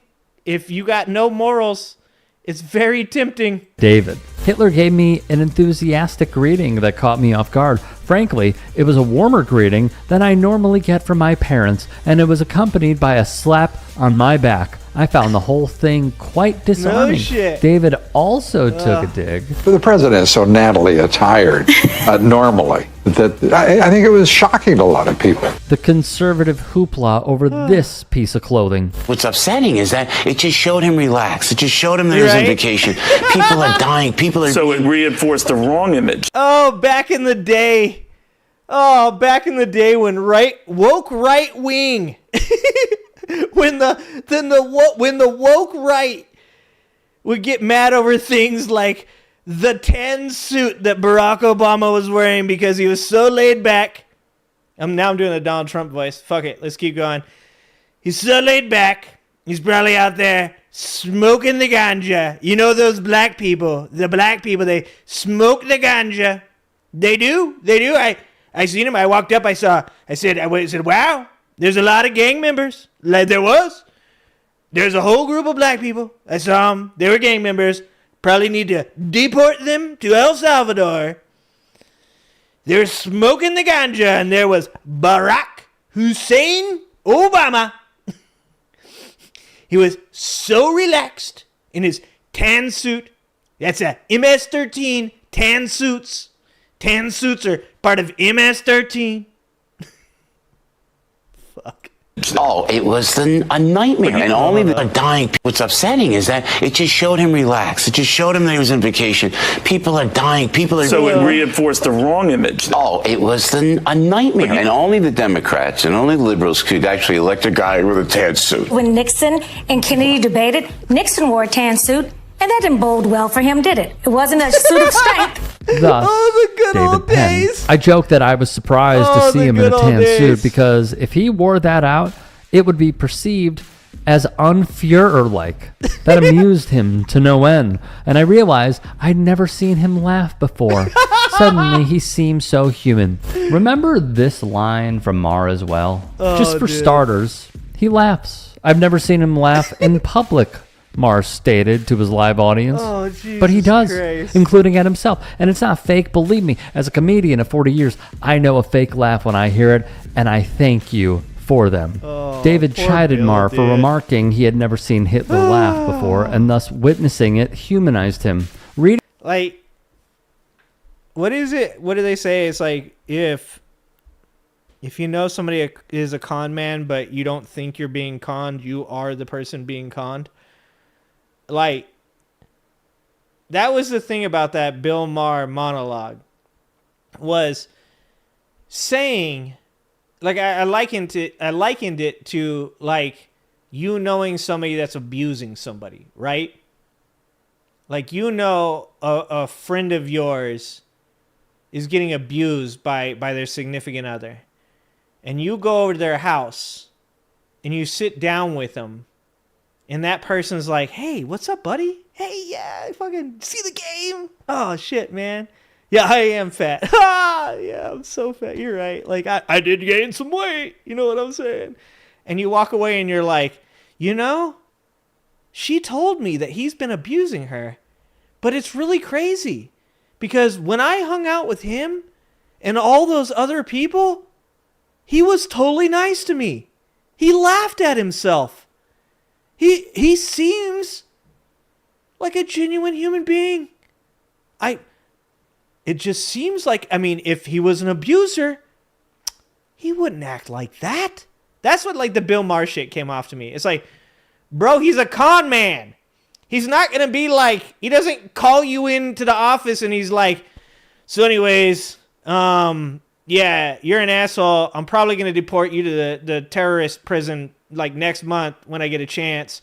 Yeah, also, I don't know why we're sitting here. I spit in your food. Also, I rubbed my dick all inside your coffee cup. Sue me. You're being conned, brother. Reading this piece is another example of how brilliant David is as a writer and why he has had such a successful career. The comedian would add in this write-up that the Big H would ask tons of inquisitive questions, including about David's recent breakup with a girlfriend. David typed that the woman he was no longer with remained insistent he tell everything at all times that was discussed. When he mentioned he doesn't like having to remember every intricate detail of every convo he had, Hitler related to it. What am I, a secretary? He questioned. In his monologue, Maher read from the teleprompter, everything I've ever not liked about him, as in Trump, was, I swear to God, absent on this night with this guy. I know, your mind is blown. Like, if it's too good to be true, motherfucker, it's too good to be true. Like, I grew up with hustlers. I grew up with con men. I can smell that shit from a mile away. Look at all the people that are disenfranchised now. All the conservatives that are mad. All the fucking MAGA people. All the RFK people. All the fucking people that thought he was going to do all this shit. And he didn't do any of it. All he's done is make his buddies richer and deport a couple brown people. And that's all it takes to buy these people off. There's the dumb ones, and then there's the fucking dumb ones, right? And the dumb ones are even smart enough to be like, hey, seems like you're just making money for people in the stock market. But the really fucking dumb ones, they're like, he deported those MS-13 terrorists, brother. He's doing a really good job. Shit, he's even failed at following through on his promises with the deportation. I mean, I'm happy with that. Feels good. Glad it's not working out for him. But he's even failed at that. And the dumbest members amongst his group are like, you got like 3. There's like 3 of them gone. You got that gay barber. Yeah, he had crowns with his parents' names on it. That's a gang tattoo. Jesus Christ. Oh, thank you. Thank you, 5 Alarm. $10. Bill Maher probably has applause signs that light up when he finishes his one-liners. I do not doubt that. Now is the time to laugh. Can't take the laugh tracks. Can't handle it. Not sure if you're doing this on purpose, but Trump does act like a lot of domestic abusers I met. No, I'm doing it on purpose because I do believe the way he runs his shit, okay, the way he does his thing is the same way an abuser gaslights their victim. Like, he literally has said things that are akin to an abuser saying, it's fine, don't vote for me, see what happens. You'll hate it. It's going to be terrible out there. If you think that other guy is going to protect you like I protect you?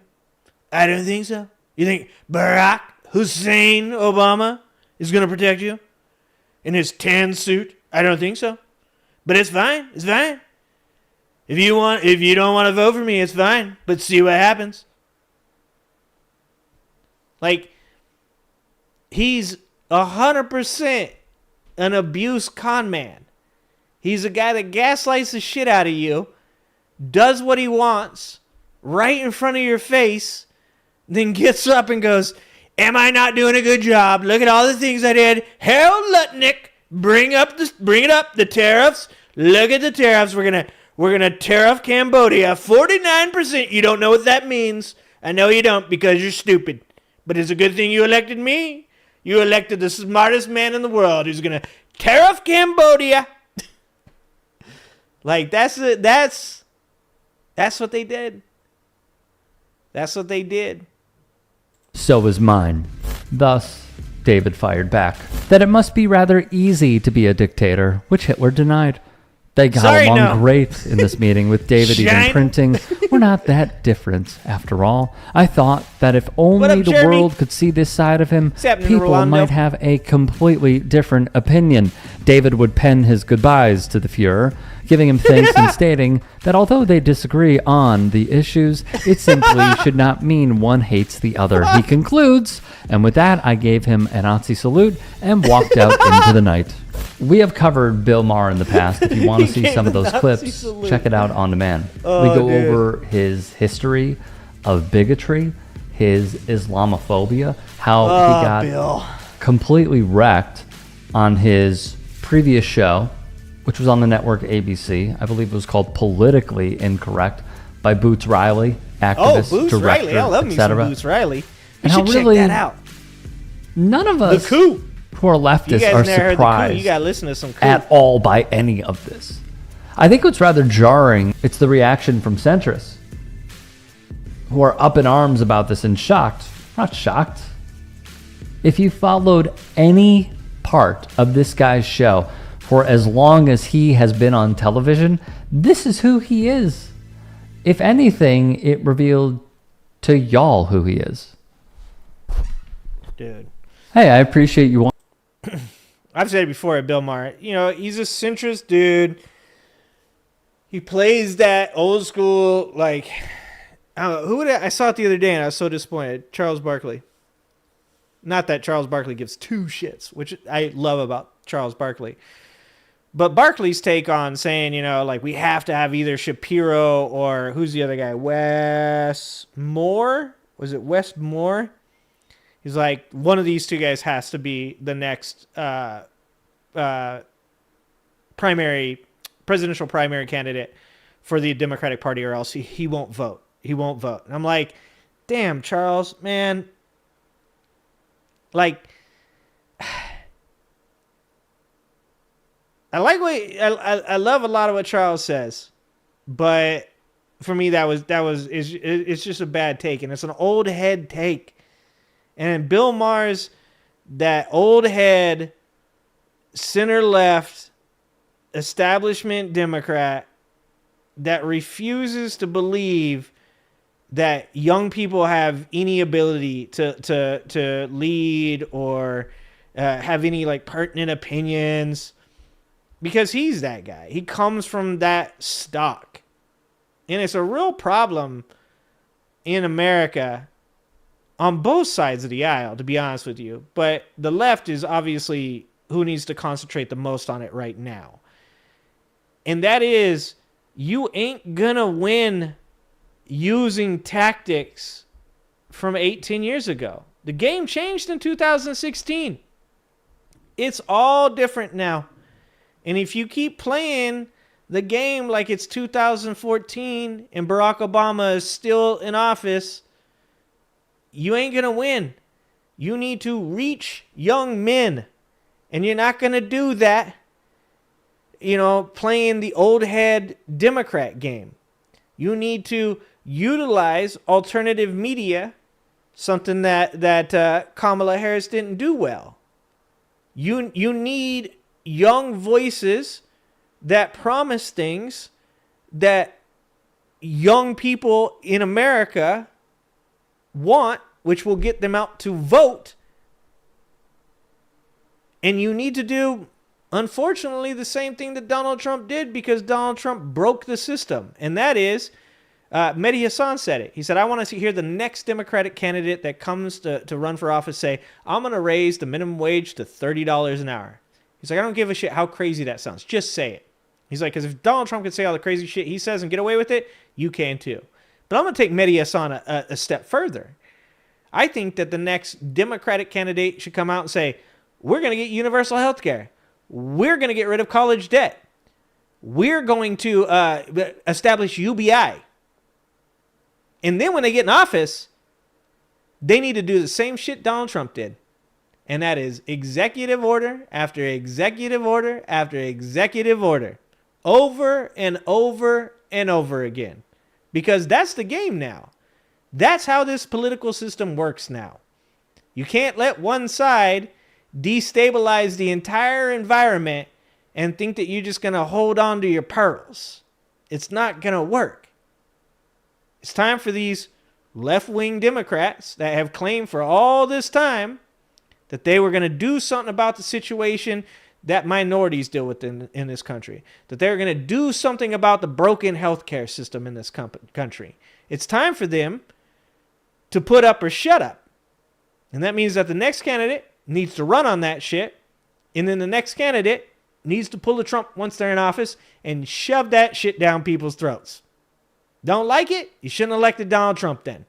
If you're on the right and you don't like that a left-wing person might do that, then you shouldn't have helped elect Donald Trump, because he broke the game. And if your side breaks the game, you don't get to complain when the other side plays by the same goddamn rules. Next year, Elon Musk is supposed to roll out his business robots. When Andrew Yang, and I never understood the hate for Andrew Yang on the left. I never understood the hate for Andrew Yang. I know that he was a third party, and so that pisses people off. I shit on him during this election, told him be quiet, stay out of it. But I never really understood the hate for Andrew Yang. Now, maybe I just haven't seen enough videos. But his idea with UBI is most likely going to be the future of America. And if it isn't, we're going to have some questions as to how people are going to take care of themselves. Because if Elon Musk rolls out robots, it says second half of 2026 is when they're supposed to roll out. And they're specifically called business class robots. They're going to work in warehouses. They're going to build vehicles. That's why all this tariff shit is wrong. That's why people are being conned.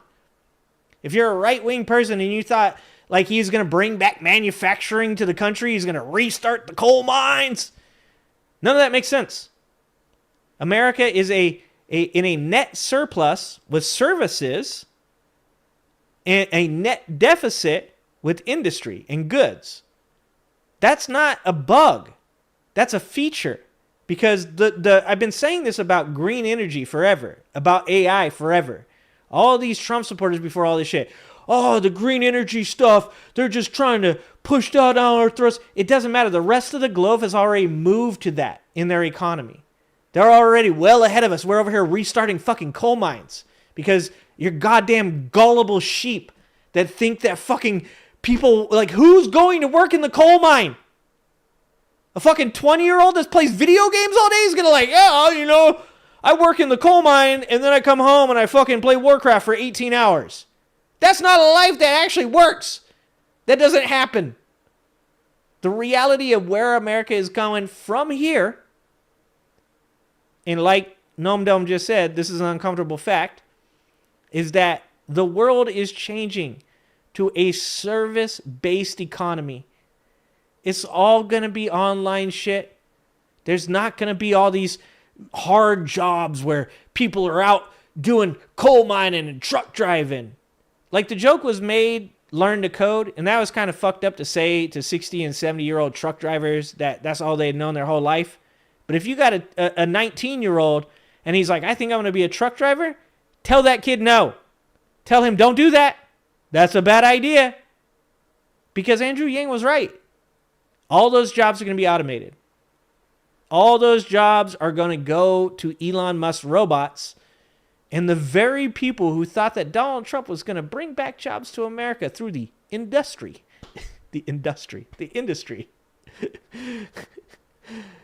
All those people that voted for that actually voted to have their jobs replaced by Elon Musk robots. That's fucking insane. It's crazy. I hate to say it. Andrew Yang was right. I still don't know why everybody hated on him. Maybe you guys can tell me why they hated on him. I don't know. Like I said, I might have missed something.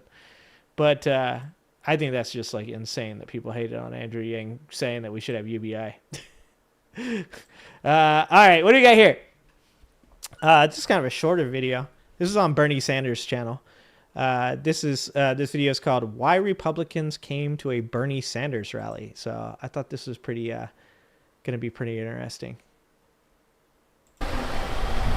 What does it say? On April 15th, Senator Bernie Sanders and Congresswoman Alexandria Ocasio-Cortez came to the red district of Kern County to hold a rally.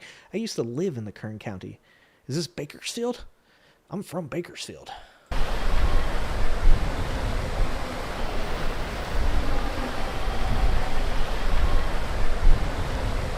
Jesus, Simon. No way. I'm sure there's a lot of things you disagree with Senator Sanders and Alexandria Ocasio-Cortez on. Is there anything you agree with them on?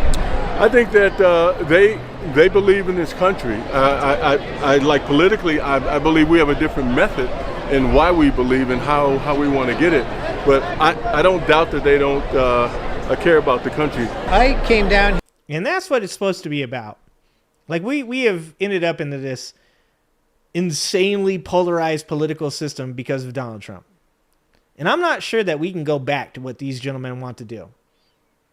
Because like I said, you can't get Democrats into office and then have them play nice in the very next election, the Republicans just reuse Donald Trump's playbook and shove a bunch of shit down Democrats' throats.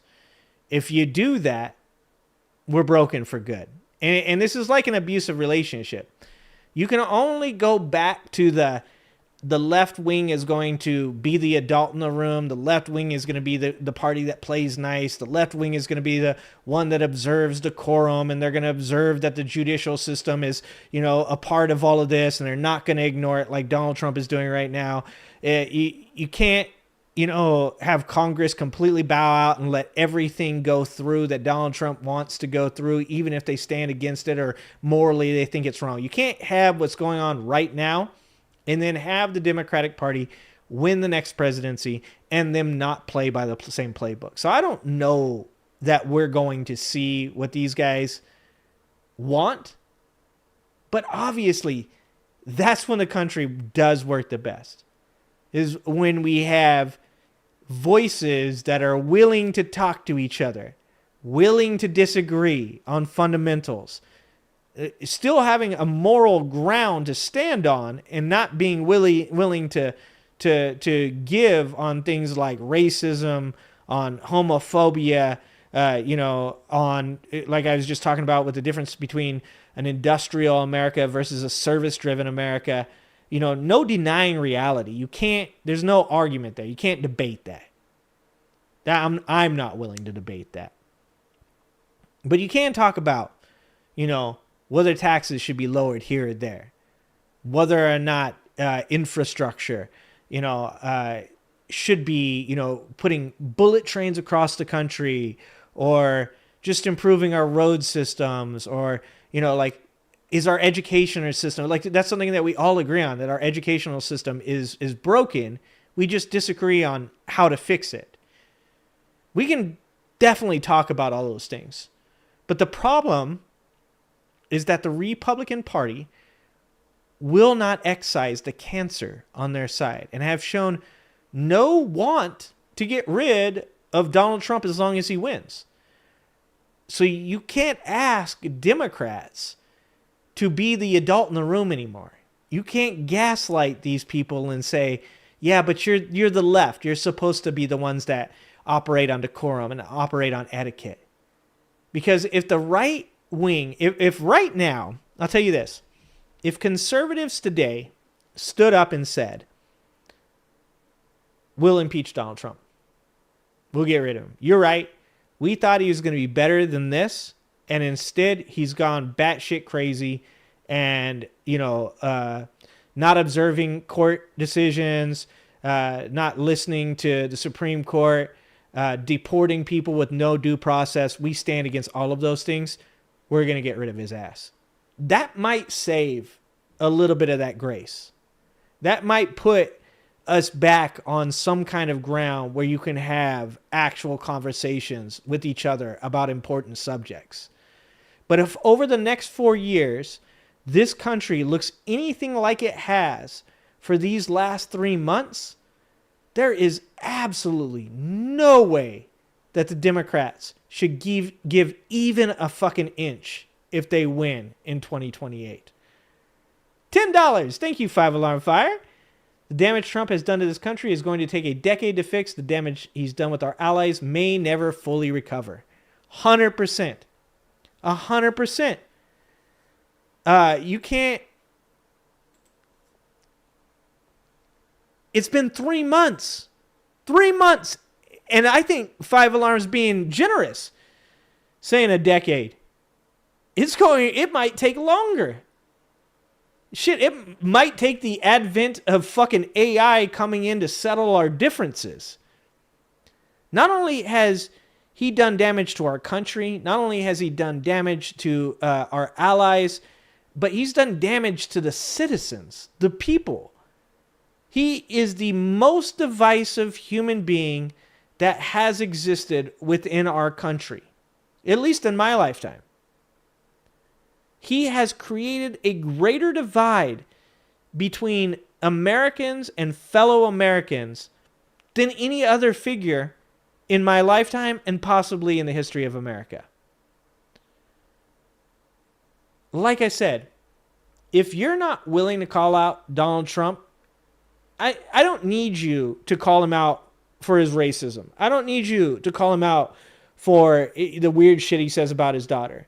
You know, like, that's all Jerry Springer shit, in my opinion. Does it make him unqualified to be the president of the United States? Yeah, because I think it makes you a poor leader to be that kind of shitty human being.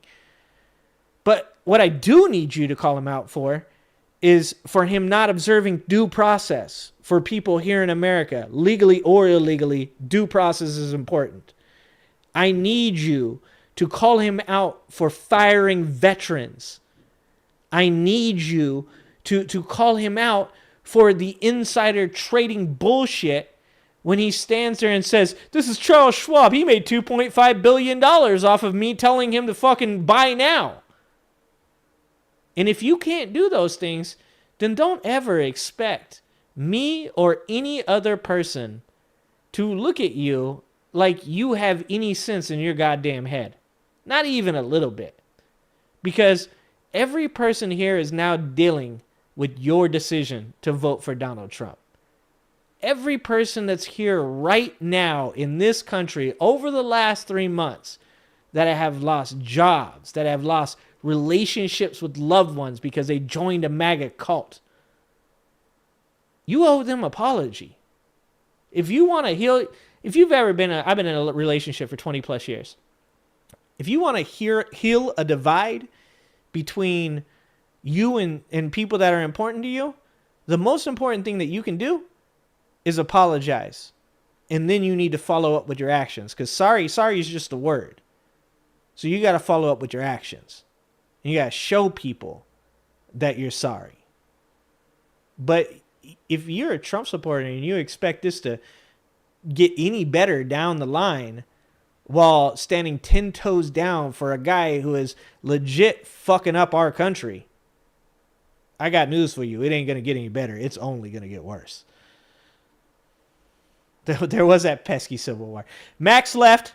Robert E. Lee might be more divisive. Or, sorry, Jefferson Davis. Robert E. Lee was just a general. Also an asshole. But I guess I could, if you wanted to make the argument, Max left, that Jefferson Davis was more divisive than Donald Trump, I think the jury's still out. But that's a good argument to make. I like that one. I'm here to understand, essentially. I want very much to see the Democratic Party come back strong. As far as Sanders is concerned, ideologically, I don't align with him. However, he's proven to be an able politician. Okay, he has also too done what he could as a senator to keep us from being engaged in too many wars. So I certainly would go ahead and give him credit for that. Again, his vision of the country and mine do differ. But the fact that they're here and they're willing to go ahead and explain their position to people, I believe is important. I think it's going to lead to understanding. It's going to lead to more discussion. This is the first political I've ever gone to. I worked in agriculture, and we're going to lose a lot. Nobody's talking about hardly, but we're going to lose a lot of markets probably, because once other countries don't buy here, they're going to buy from Argentina, Brazil, top 1 and 2 corn and soybean, and it's going to hurt the farmers here. Good liars get right over this like guy. I've taught my no doubt, children. When someone lies all the time, you never know when they're lying and when they're not. And we have a good case of that right now with Mr. Trump. And but Bernie Sanders, I like him because he's recognizing things a lot of people aren't. He's bringing it out, and he's working hard. It's about he doesn't time have to that do Bernie this. got He's working hard to help people understand what's going on. The conservatives became something that no one should recognize. They became hateful, racist people. Damn. That's not me. We're here to help everybody. Called We're here out. to help each other. There's no reason in the world to be exclusive of anyone. Who cares who you love? Who cares what color you are? Who cares what your eyes look like? We're supposed to be in this together. Exactly. And the conservatives are no longer in this together. And look, it's going to take all of us. It can't just be one side or the other. We're going to have to come together, put our differences aside, and do what's best for the American people. Like I said, you know, It's going to take more than that, my friends. You want to heal the divide, you can't just say, my bad. That's not how you heal a divide. It's not going to be enough to just say, my bad. I don't know these gentlemen. I don't know how these gentlemen voted. But if you're a conservative, and I've made this point before, there are differences between conservatives and libertarians and MAGA Republicans.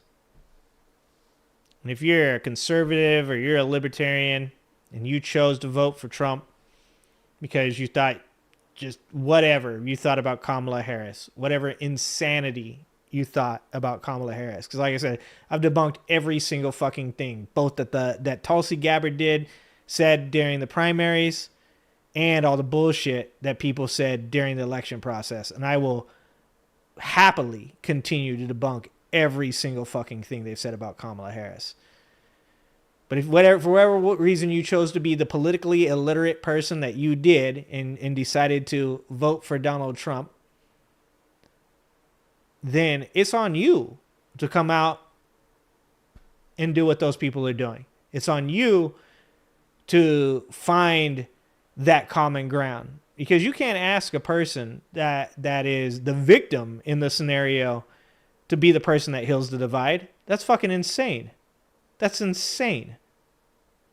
It's your job to heal that divide. And if you don't,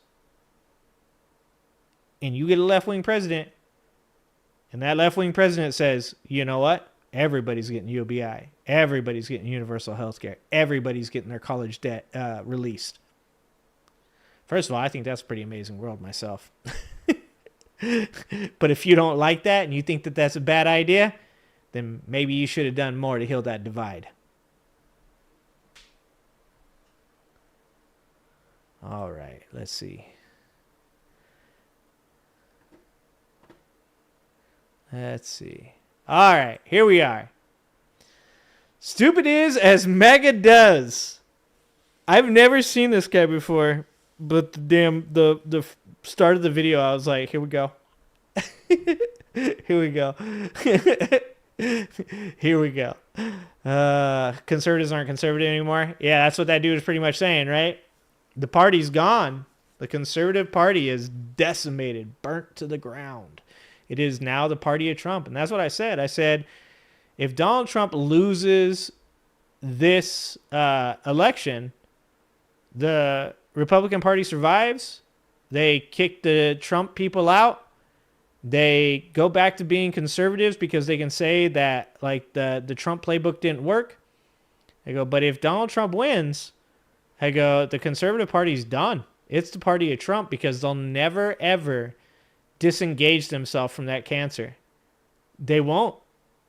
They'll never disengage because there's going to be somebody always in the conservative party that looks at what Donald Trump did and goes, that's the way we win. I mean, it's the same thing on the left with Biden, like with Obama and Biden and Clinton.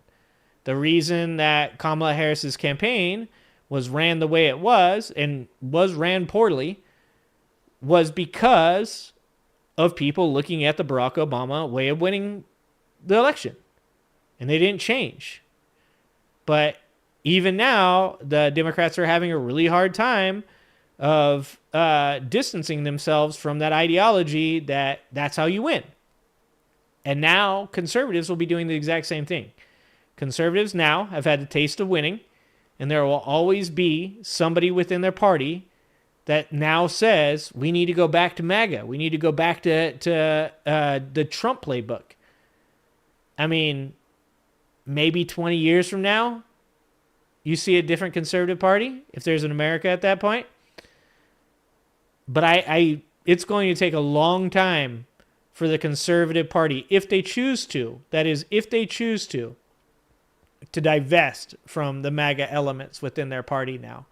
My personal opinion is, it's funny because it comes from that lawyer for Kenneth Cheesebro. Cheesebro's lawyer actually said something really smart on a video once where he said there really needs to be 4 parties with 4 candidates. There needs to be the Progressive Party, the Democratic Party, the Conservative Party and the Fascist Party. This is from a conservative. He said the Conservative Party and the Fascist Party. He said because there are people within the right now that are 100% fascists. And that's unfucking deniable. Like I said, we can go over the video. You want to go over the 14 points of fascism? We can do that. I call people out when they misuse terms. And I've said, if you're going to call Donald Trump a fascist, then you should define it as being so. And we did that. You want to go over the 14 points of why Donald Trump's a fascist? We can do that. And we can point out how he applies to every single one of them in his current administration. And there are people in the Conservative Party that are fascists. And, of course, there are people on the left that are progressives. So, maybe that's it. Maybe both parties fracture. You now have 4 parties. You have 4 candidates that really run every single time. And hopefully it doesn't balloon from there, because once fractures start, then the fractures go crazy. And next thing you know, we're 7, 8 parties. But it's crazy. Oxford, you saw me on Sons of Liberty. Thanks, Oxford. Glad you watched it. All of you guys that watched me on Sons of Liberty, thank you for being there. I saw you guys in chat. I saw you in chat afterwards. Just so you guys know, I don't look at the chat of whoever's stuff I'm on, because I feel it's like disrespectful for me to be looking at chat instead of paying attention to, like, I'm on a person's show, so my attention is for that person's platform. And so I don't obviously respond to comments and stuff when I'm on other people's channels. So, but I do appreciate you guys all for being there. I did see afterwards, I saw the chat, I saw you guys. I was super hyped to see all my people in the Sons of Liberty chat. You guys are super dope. You made me feel good. And like I said, I hope I represented you guys well on that show. So like I said, that's the most important thing to me, is that I represent you guys. That, like, you guys build this community and you're here. I'm never going to be dishonest with you. I'm never going to say something just so that way you'll follow me or be on this channel. But I think you're here for a reason. And I hope that I'm consistent when I go on other shows. Like, my biggest thing is to make sure I don't pander, that I don't change the things I say here to fit whatever platform I'm on. If I go on somebody else's show, I plan to represent you guys as I represent you here. And I hope that I followed through with that on the Sons of Liberty. I really feel like I did. And I felt like I got to talk about some stuff for once, that, like, speak about it with some other people in the content creation sphere. And it was a lot of fun. So I really love those guys over there. Yeah, I saw you, Woke. I saw you say I talk too much, Woke Mike. Never. Me talk too much? That never happens. All right, where are we at? What kind of time we got? Oh, we got time for more videos. We might get both these videos in. Look at it. Silent, you should check it out. It was actually really good. I really like being on that show. I really like I like Tim. I like Big Sarge. He's a good dude. All right, let's check it out. Oh, by the way, hold on. What was this guy's name? So I make sure. Let's put his channel in the chat. I haven't watched this video, so I'm gonna put his channel in the chat. We're gonna find out. we're gonna fuck around and find out whether or not this is a good video, and we're gonna put it in first because I think it's gonna be good. All right. So this is this guy's channel. Okay. This is Resistor Vic, Stupidity Enshrined. I'm gonna be honest. I just like the banner. That's why I clicked the video. He won me over with the banner. It's only a 3.5 minute long video, so we will get to the Chuck Grassley video here in a minute too. So let's check this out. I'm Vic Myers. Welcome to the Resistance. I've been struggling, folks, with the whole idea of trying to welcome Trump voters back into the fold of rational Americans, or whether to mock them. I mean, a while back I made a video saying, we need to be understanding, we need to have empathy, we need to bring them in because we need them. This was the first phase. This was the first phase of dealing with this whole bullshit, right? It was like, all right, hold on, everybody chill. Like, we might be able to bring this back together. Everybody just calm down. Well, We also need the people who didn't vote at all. If we convince enough of them, then we don't need the maggots. And that's And where we I'm were really, last frankly, night. getting tired of waiting for them to realize how stupid they are. That was the question last night on Sons of Liberty. He said, admin Doug said, do you feel like we need to get these MAGA people to recognize where they've messed up and get them to vote with us? Or is that a waste of time, and should we be concentrating on just getting left-wing people to vote? And I think that that's the way. I think a lot of people sat out this election for reasons of their own morality. I think that they made a mistake. That's my personal opinion. I don't think that you should, roll the women that live in this country with you, the LGBTQ people that live in this country with you. I don't think you should roll them under the bus just to make a moral point about the war in Israel. I think that was a mistake, and you might disagree with me, and that's your right to do so. I think one of the problems in the left is that the fracturing of me saying something like that makes people then go, you know what? Oh yeah, is that true? Well, then I'll never watch you. And I'm like, okay, you're an idiot too. You're an idiot too. One of the reasons you guys don't catch me on here playing into the drama bullshit of all the content creator make videos about other content creators bullshit is because I think that's a waste of our time. There are content creators on this platform that I 100% disagree with some of their stances, whether it's the Ukraine war, the Israel war, the LGBT rights, whatever. I'm not here to make videos about left-wing content creators. I think that we should set aside our differences and recognize that fundamentally we all believe in the same things. And I think that more important than making money off of videos and creating clickbait and, dramatizing a situation within the left, it's much more important to instead try to, foment this this feeling of connectivity and solidarity that the left oftentimes lacks because of how self-critical they can be. So in that question, he asked me, should we be concentrating on the left or should we be trying to get MAGA people to come over? And I 100% believe I tried to help people in MAGA.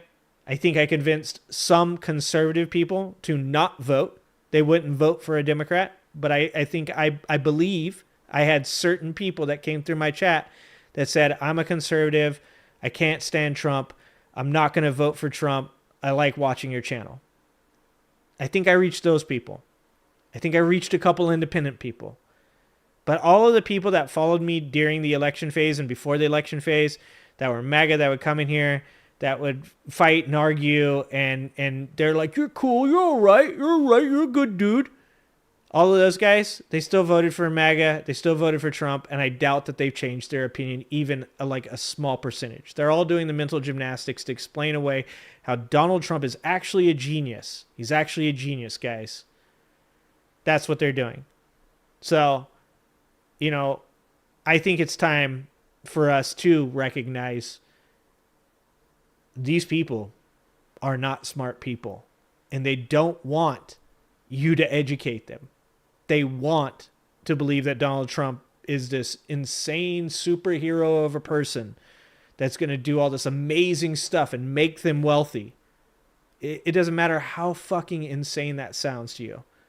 They believe that shit. So we need to concentrate on working together. And yeah, that does mean still, like I said, working with conservatives that chose not to vote for Trump.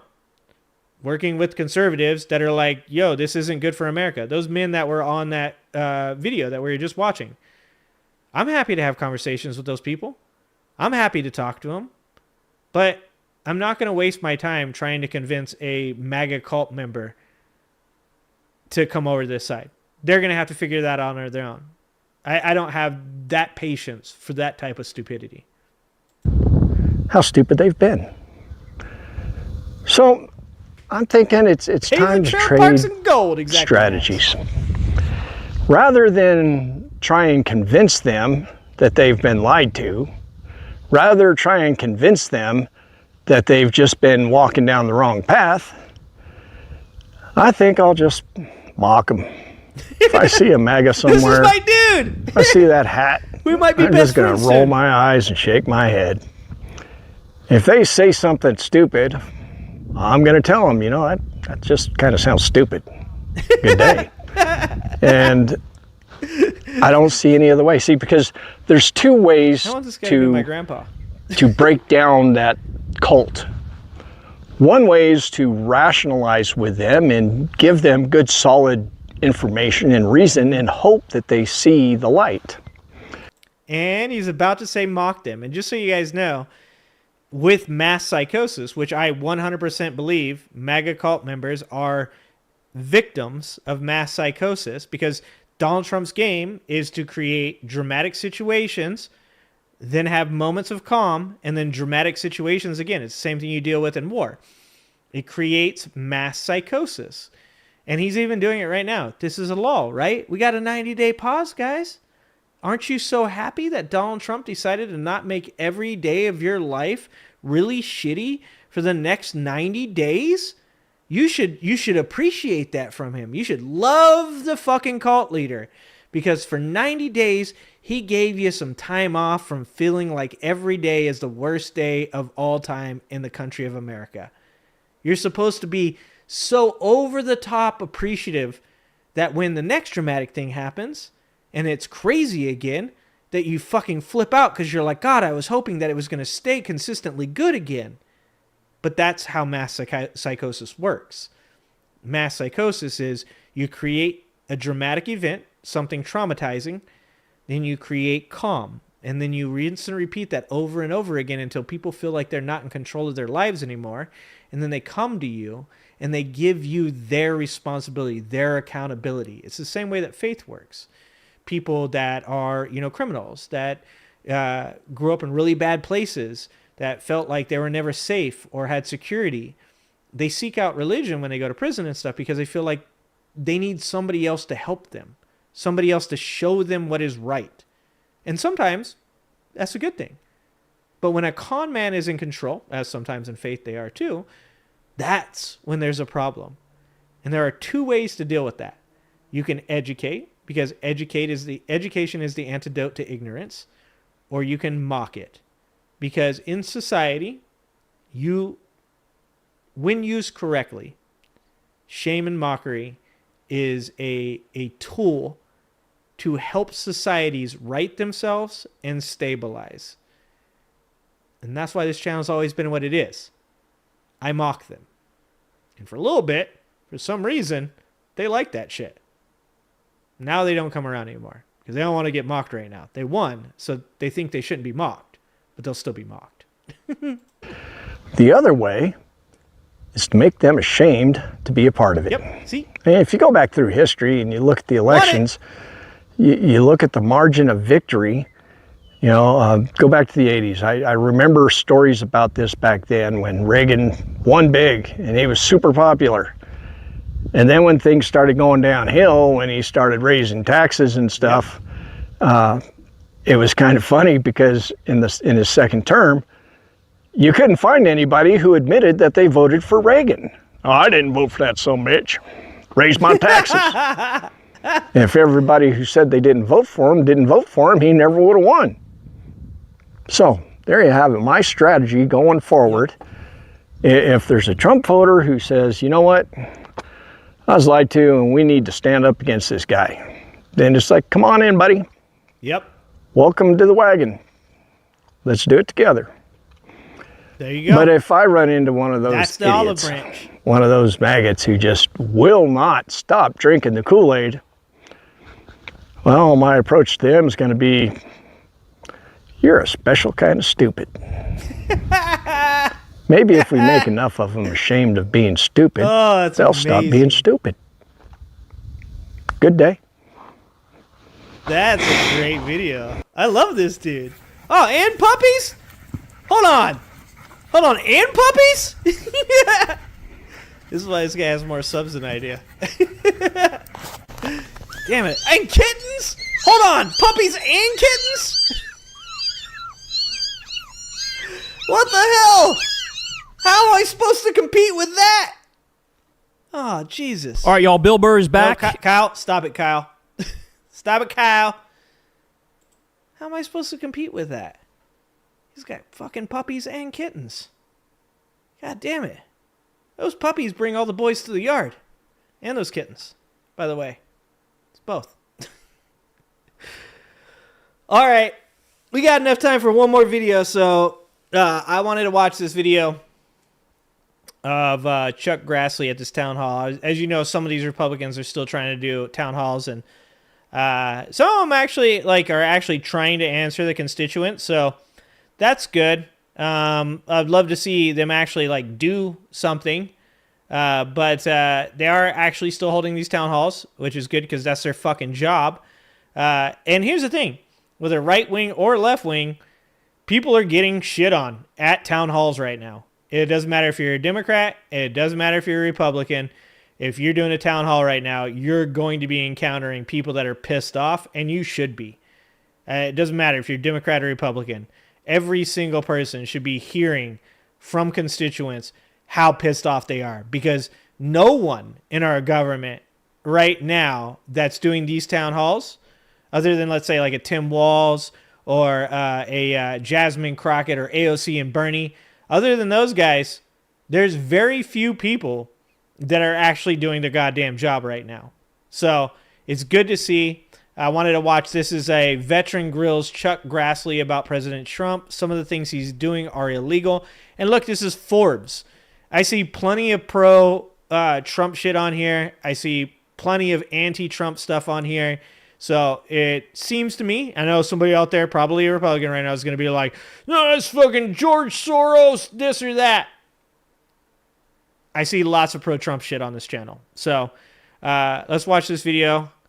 Let's see what this veteran has to say about Donald Trump and Chuck Grassley, because we all know how veterans have fared in this administration. So let's listen to this.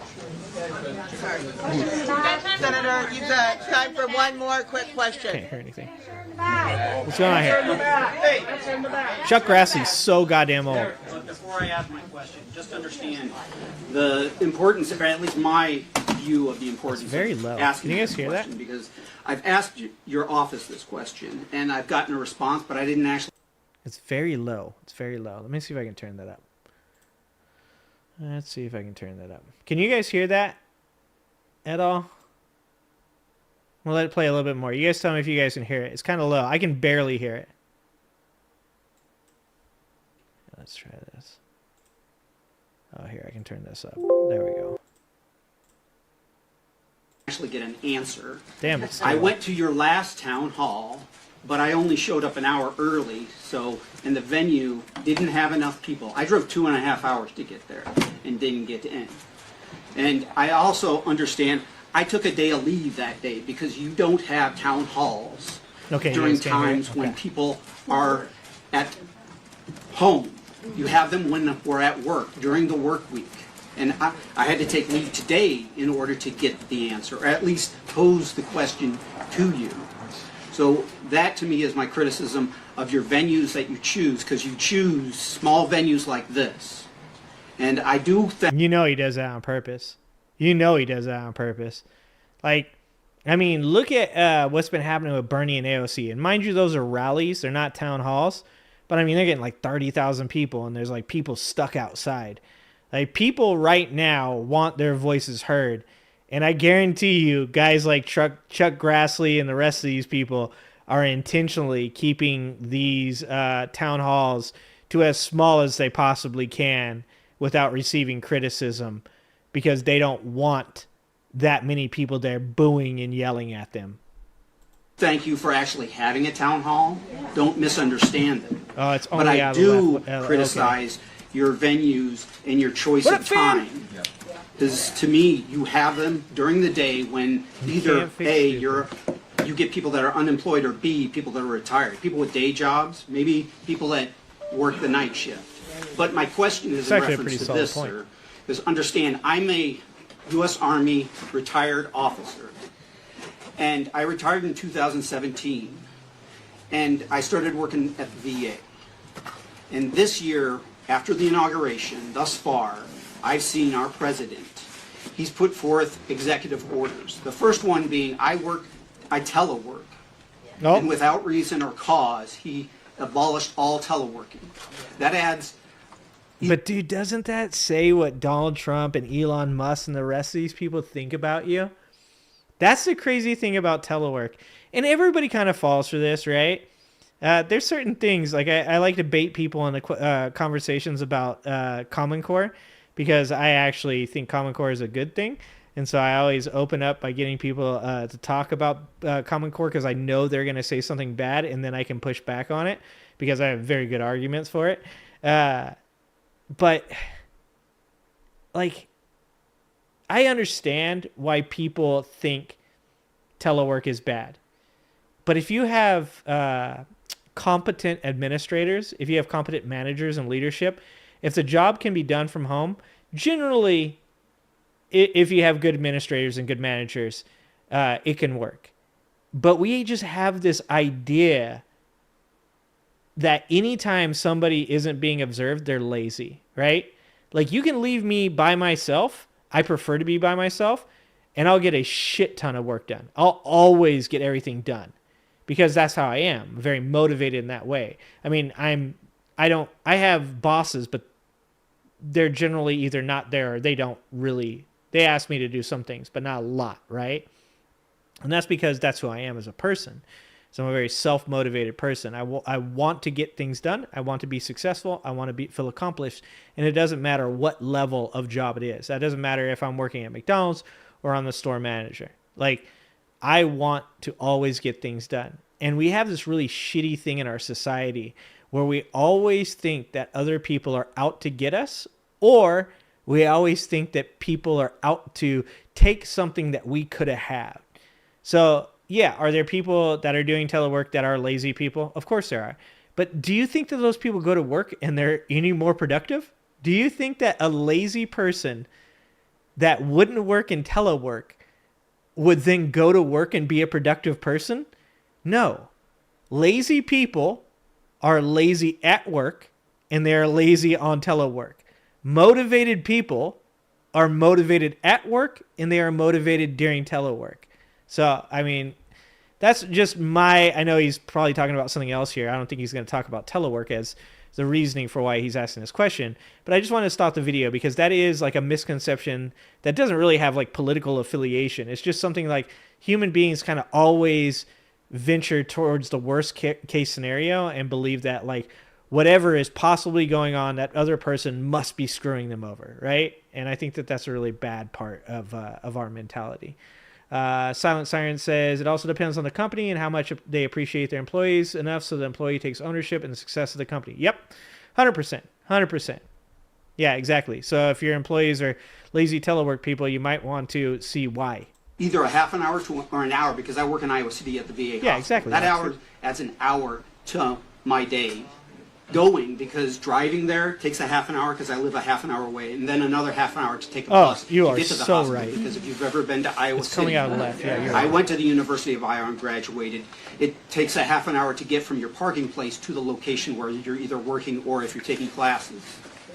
And that would add 2 hours every day for me. I would work 4 days every week, Monday, Tuesday, Wednesday, and Thursday at home, and I would work in the hospital Friday. So now, because no reason that I know of other than and that's the other thing. There's no reason. Iowa senator who pushed the narrative that the people that work for the government are lazy and are sucking the tax dollars from the American people, and it pisses me off.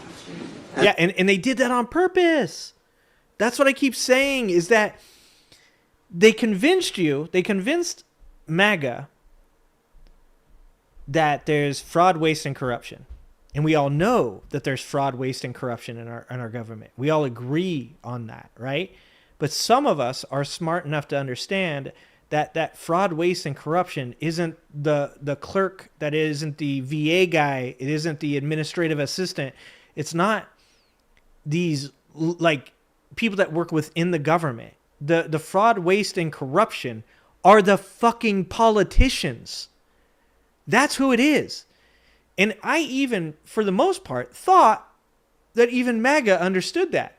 Most of them used to send me DMs all the time. Oh, so you're okay with this politician doing insider trading? Oh, you're okay with this politician taking money from these companies? And I would answer each of those DMs with, no, I'm not. I'm not okay with people doing insider trading and making themselves wealthy. I'm not okay with people taking money and then doing the will of these big corporations. We agree on that. I'd even say to friends and family members that would DM me about this kind of stuff, I would say, we agree. We just disagree on what the outcome of it is. That I believe that these people are just greedy, capitalistic people, and you believe that there's some kind of deep state, case where they're trying to depopulate the earth through homosexuality. Like, I'm like, the place we differ is when you go down a path that is not reality driven, and I stay on the path. But now they've differed even further from that, and now they're not claiming it's the senators or the Congress people. Now they're claiming, unless it's a Democrat, of course, now they're claiming it's your aunt that works for the DMV, or your uncle that's a veteran that works for the VA, or your brother or your sister that have worked their way through college to get into government to obtain fucking benefits because healthcare sucks in America. Now these people have been convinced that instead of getting rid of actual corruption in our government, like overturning Citizens United, getting rid of dark money, not capping the amount of money that people are allowed to donate so you don't have billionaires just putting fucking tons of money into these people's pockets. Instead of doing that, they think they're taking the win as being, we got rid of all these people that needed that job and we have forced them onto unemployment. And they've gone even one step further. They've gone to, they can work in the factories. They can work in the fields. You know what that is? That's misery loves company. That's people saying, this person doesn't deserve that job without ever knowing who these people are. You don't know whether or not, they don't know whether or not these people were good at their jobs. You're just happy to see them miserable like you are. You're just happy that now this person that probably has $150,000 in college debt, has worked their whole fucking life, finally got benefits, maybe started a family, wanted to buy a house, doesn't get to do it because you didn't. Because you didn't. That's the type of W that MAGA has taken.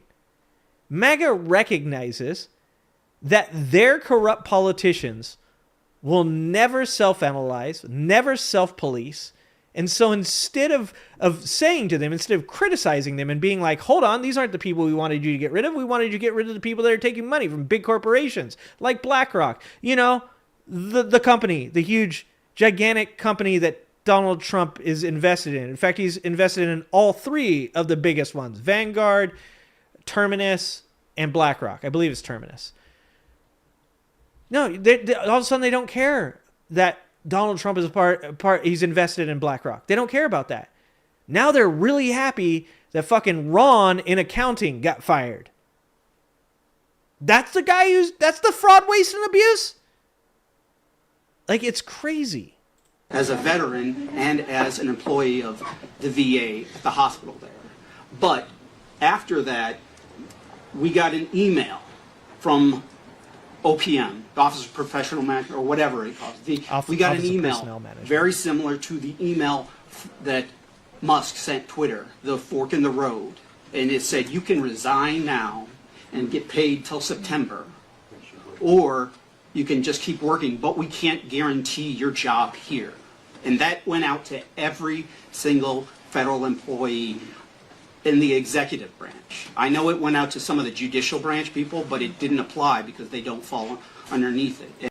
By the way, those people that they fired were reinstated, paid back pay, paid retroactively. So really, they weren't fired. They were sent on vacation.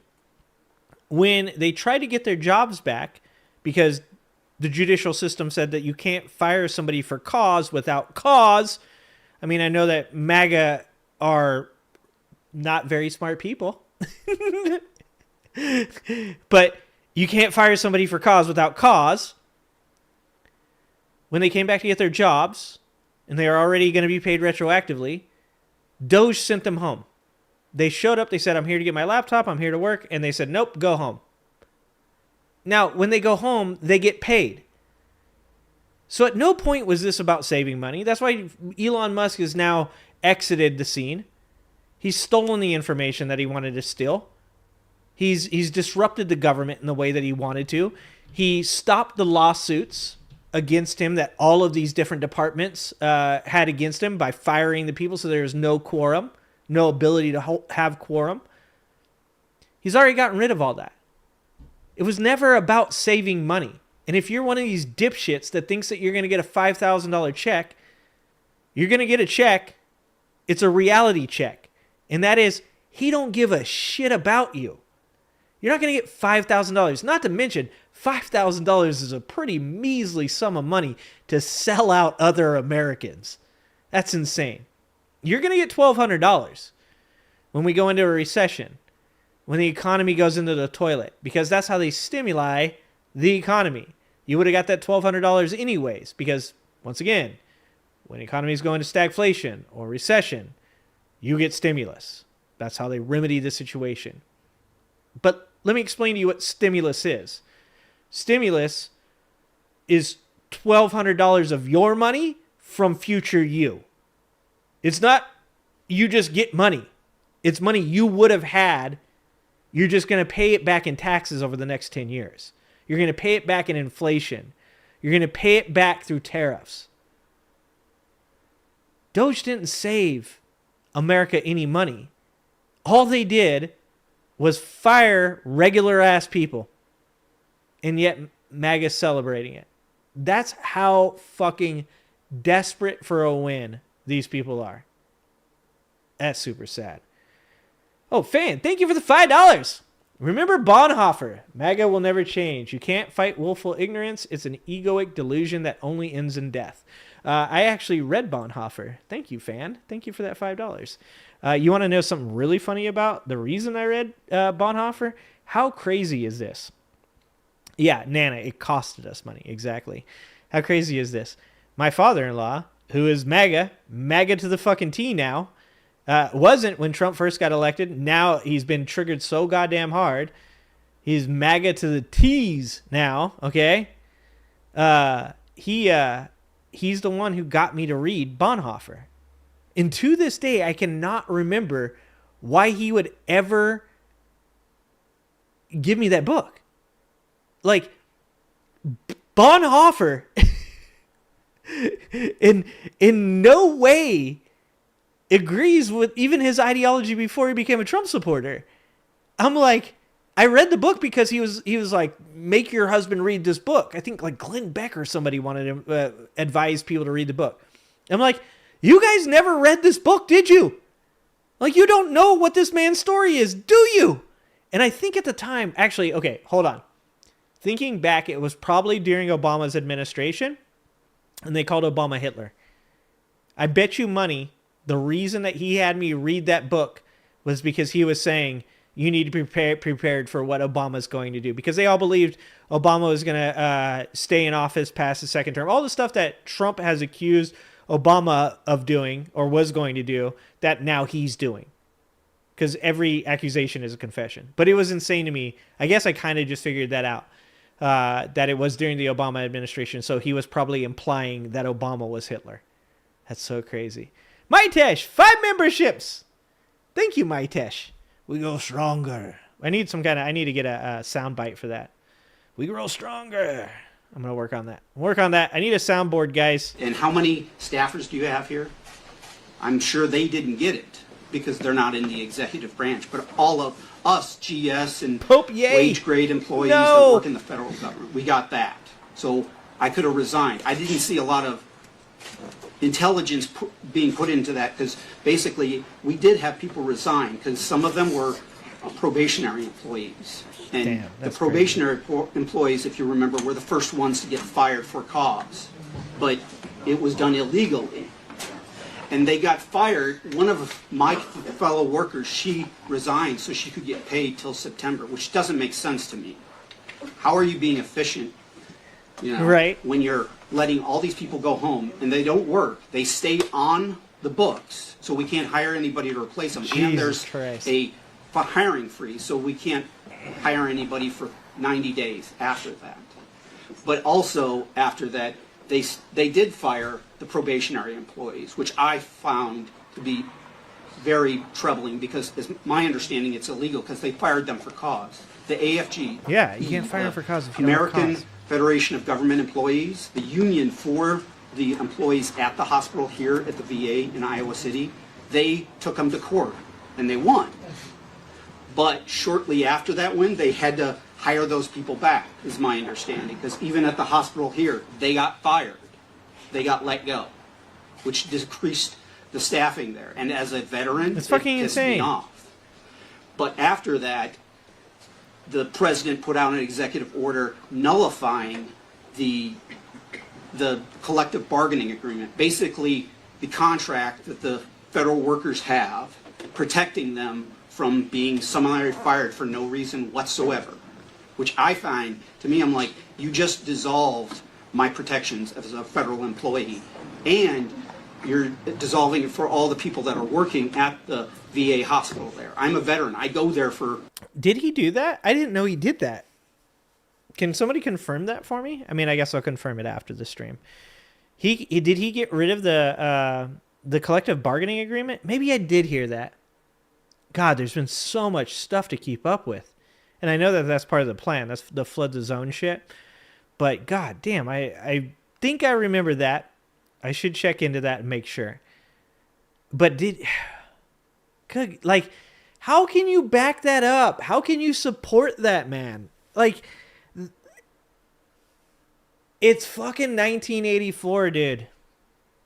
The people that say that they support veterans are taking away the protections of the veterans because now they're saying they're actually lazy and don't work. It's 1984, man. It's doublespeak. It's so fucking crazy. medical service. I find it highly suspect, and I believe it's illegal. But I haven't heard anything from any of my senators, my 2 senators, and any of the House reps, the 4 that are here in Iowa, the one that works for me, because I've asked all their offices, both you, Ernst, and Miller Meeks. They'll just claim this guy's nothing from them.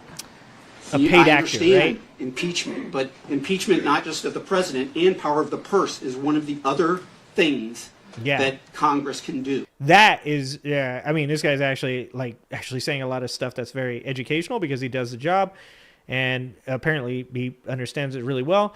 But one of the things that people don't point out enough is that Congress is supposed to play tug of war with the executive branch for power.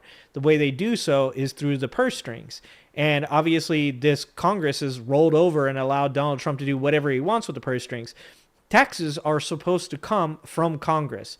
Tariffs are a tax. The only way that Donald Trump can use tariffs or create taxes like that is by claiming that there's an emergency action. That's why he claims that he should be able to use the Alien Enemies Act. That's why he has to use it, right? Because it all works in concert. If he claims that we're having this immigration crisis where he has to get rid of these terrorists within our country, then he can also say that he has the right to establish tariffs. That it all works together. All the dipshittery that he does, it all works together. And Congress needs to be held accountable. Once again, like I said, if you're a conservative and you're claiming that you don't agree with all this stuff, then you should be like this veteran right here, and you should be going to your representatives' town halls and saying, what are you doing? Are you capitulating? Are you saying to me that the Constitution doesn't mean anything? That you don't give a shit about the judicial, legislative, and executive powers and how they work? Because if you do, then I'm going to vote you out. Hopefully what we see from this is a whole bunch of new blood, a whole bunch of new people with more connection to what is actually going on in American society. Hopefully we see some seats being flipped and people that are actually in touch with the legitimate concerns of American citizens that get into office and that can hold people like Donald Trump accountable. That's the hope. That's the silver lining. But you don't have to impeach the president. You can impeach others. You can impeach any of the people within the cabinet, is my understanding. Maybe I haven't read the Constitution as much as you have, and maybe I don't understand it because I don't speak the old stuff. But when you have a president who puts an executive order and somebody removes my working privileges as a labor union employee, and he does it under the auspice of national security, because when you read the executive order, it says national security. And I mean, I'm just a retired major from the U.S. Army with a master's in Homeland Security. I don't think my job as a clerk and business officer at the VA constitutes something that needs to not have protections as a labor person because of national security. I used to work in a vault, but maybe I don't understand it. I'm not the president. But my question you don't understand it either. To you is, what do you think is, because I see it as illegal, and I see my representatives, the people that are paid to represent all of these people, because Iowa, as a senator, the majority of people here are not registered Democrats. The majority is not registered Republicans. The majority is not registered anything else. They're Iowans, and your job is to represent all of them. Yeah, and that's actually a really good point. That's something I think even I kind of forget or don't think about actively, is that when a person is elected, they're not elected just to represent the people that voted for them, right? Like, this is something that's been completely lost because of Donald Trump. Donald Trump changed this whole political atmosphere and made it a zero-sum game. You're supposed to, as a senator, as a congressperson, as a mayor, as a governor, you're supposed to represent all people in your district or in your state or in your county. You're supposed to recognize and be magnanimous, be benevolent, and say, I know that you don't agree with me politically, but I'm not going to feed you the worst part of the cow. You're not going to get the cut of meat that is E. coli. You're not going to get the best cut of meat because we differ politically and in our values. But you're going to get to eat. And you can feel safe eating what I feed you because I represent you regardless of your political party. That's actually a really good point on his part, is that it doesn't, because I was just thinking about that, right? Like that people will say this guy's like a paid actor, which would be stupid. The dude seems very, his story seems like it's pretty real, right? But I was just thinking, like, people are going to say, oh, he's a paid actor. He's a paid actor. If that room was filled with Democrats, but they're all from Iowa, and that's legit, right? Like, they're Democrats in Iowa. It's not just Republicans. And if they showed up to his town hall, then they have just as much right to ask these questions as any Republican does. You can't say, oh, well, yeah, the town hall was filled with Democrats. Were they Democrats from Iowa? Were they Democrats from his district? Were they Democrats from his district or his county? Because if they were, they have a voice, and he should have to listen to them. Just like the same thing goes on the other side. If Republicans, regardless of whether or not I agree with them when it comes to the LGBT stuff, they're like, I think there's books in the libraries at my kids' school that are inappropriate for them to see. They should be heard. And you should even investigate whether or not it actually means anything. Because constituents, voters, people are represented by their representatives even when they don't vote for them. That is representation. And like I said, that's been completely lost since Donald Trump became president of the United States the first time, because he changed that game to a zero-sum game Whereas, haha, we won. Now you guys get to just go cry in a corner.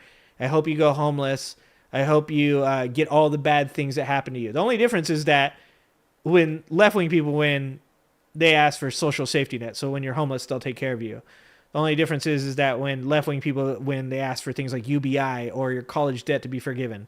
And that doesn't matter whether you're a Republican or a Democrat. You get the benefit of all those things. It's kind of crazy.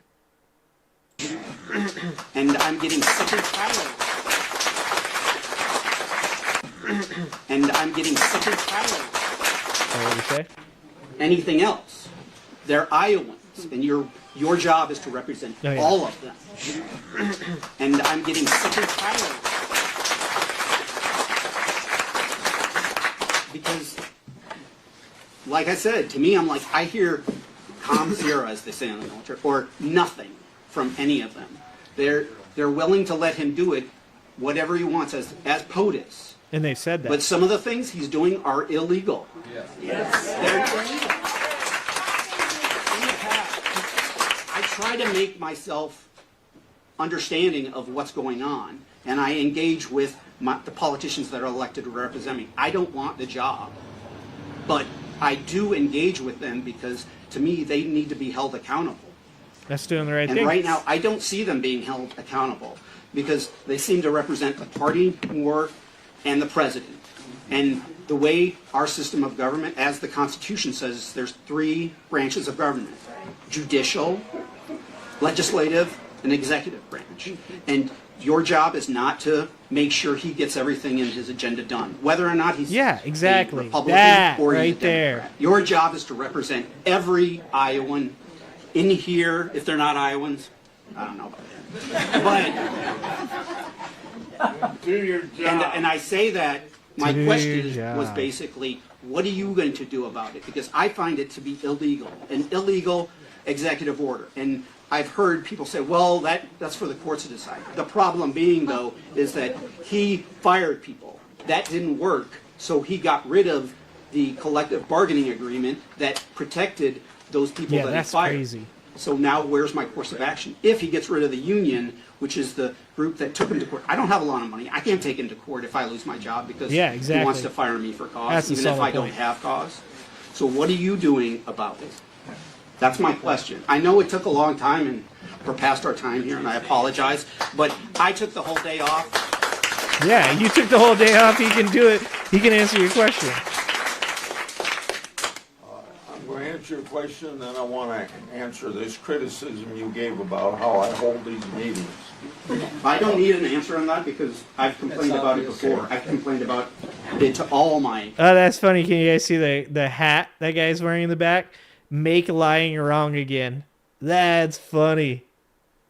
Representatives, and that's how they do I thought it was a MAGA hat. They got me. The courts are the arbiter in this, and some of them have stood against the president, and some of them... Damn. He said, I know your answer is going to be that the courts are the arbiters of this. And he was like, yeah, so anyways, the courts.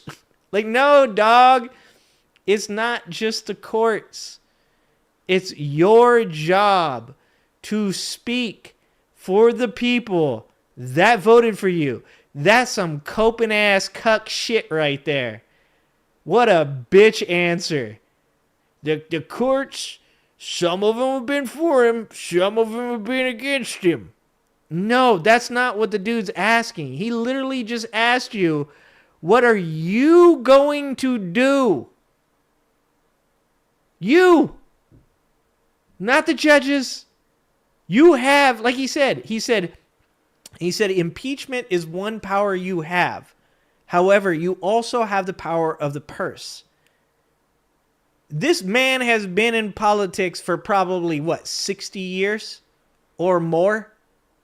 And you're going to tell me that he doesn't understand that question? Bullshit. He just dodged that shit like Neo in the Matrix. He was like, nope, not going to answer any of that.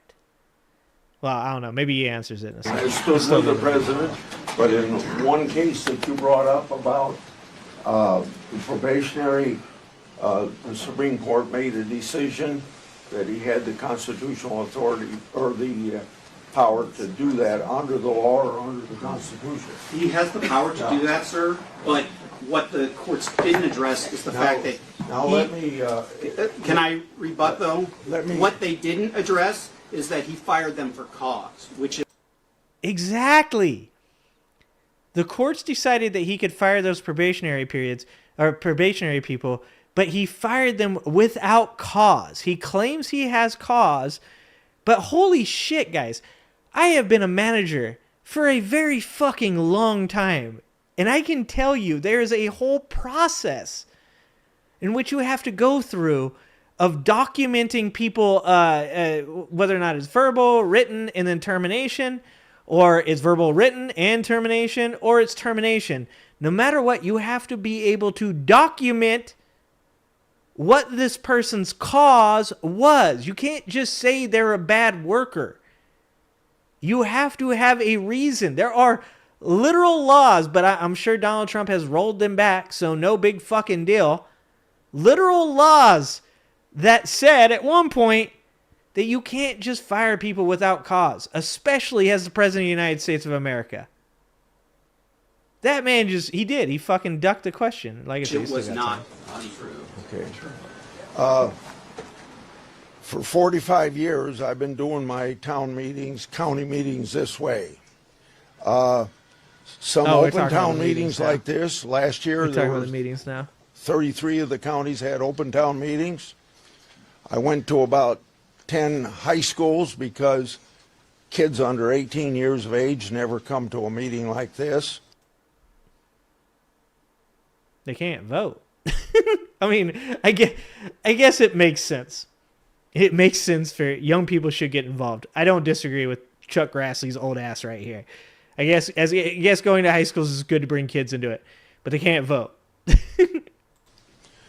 For the people that work, I go to either businesses or factories, and in the factories, if they'll shut down their assembly line and let people gather around me on the floor, I have a Q&A with those employees.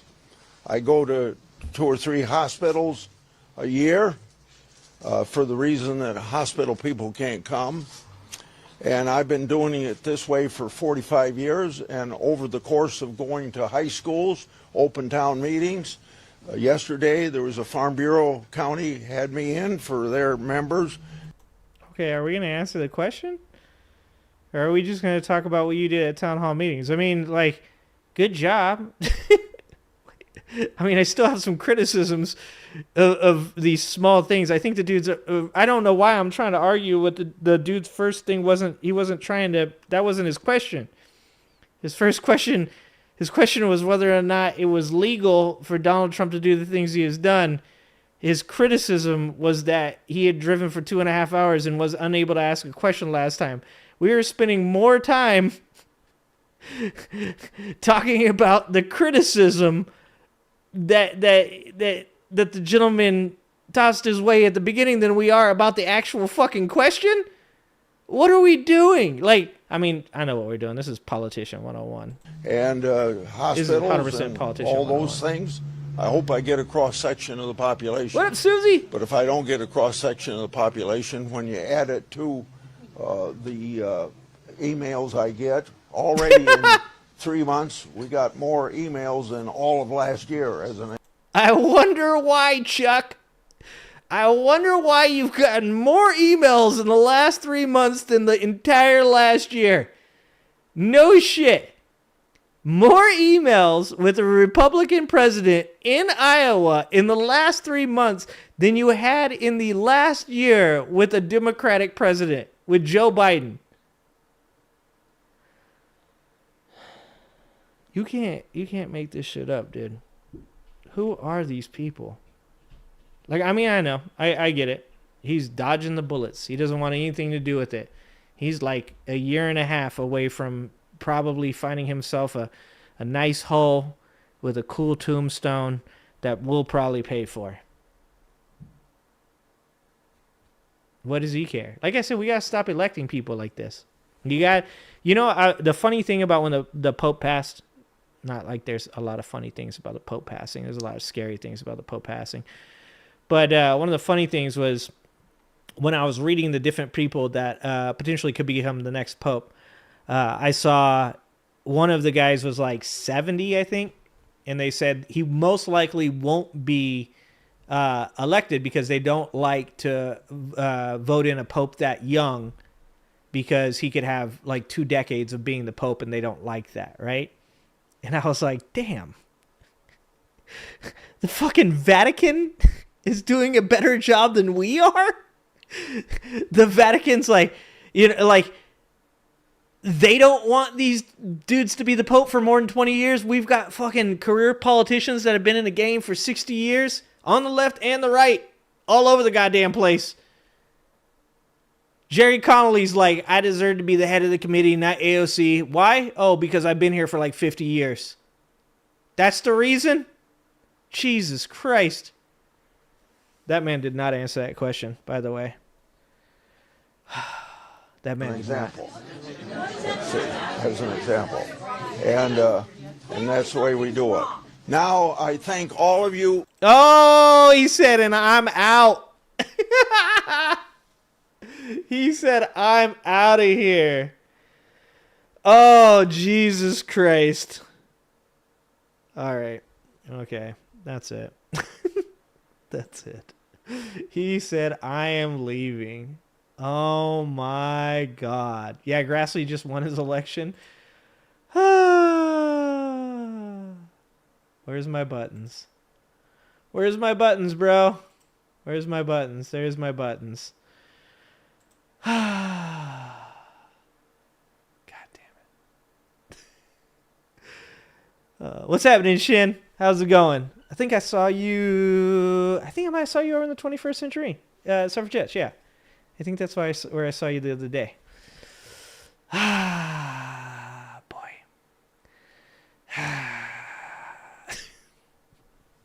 What do you say to that? The dude gives you like this 12-minute long question where he lays out how he works for the VA and how upset he is. The dude's not even fired from the VA, but he's saying like, what kind of like security assurances can you give to me?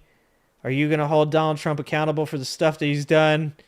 And he's like, nah, not really. Anyways, I don't like that you criticize me, so I'm going to talk about that for the entire time. Anyways, have a nice night. I need to go get me some Metamucil. Change my diaper. That's some disappointing shit right there. Fantradeath, thank you for the $5. I heard once that Trump's grave will say, here lies Donald J. Trump. Yep, you read that right. He's still lying. That's a good one. That's a good one, fan.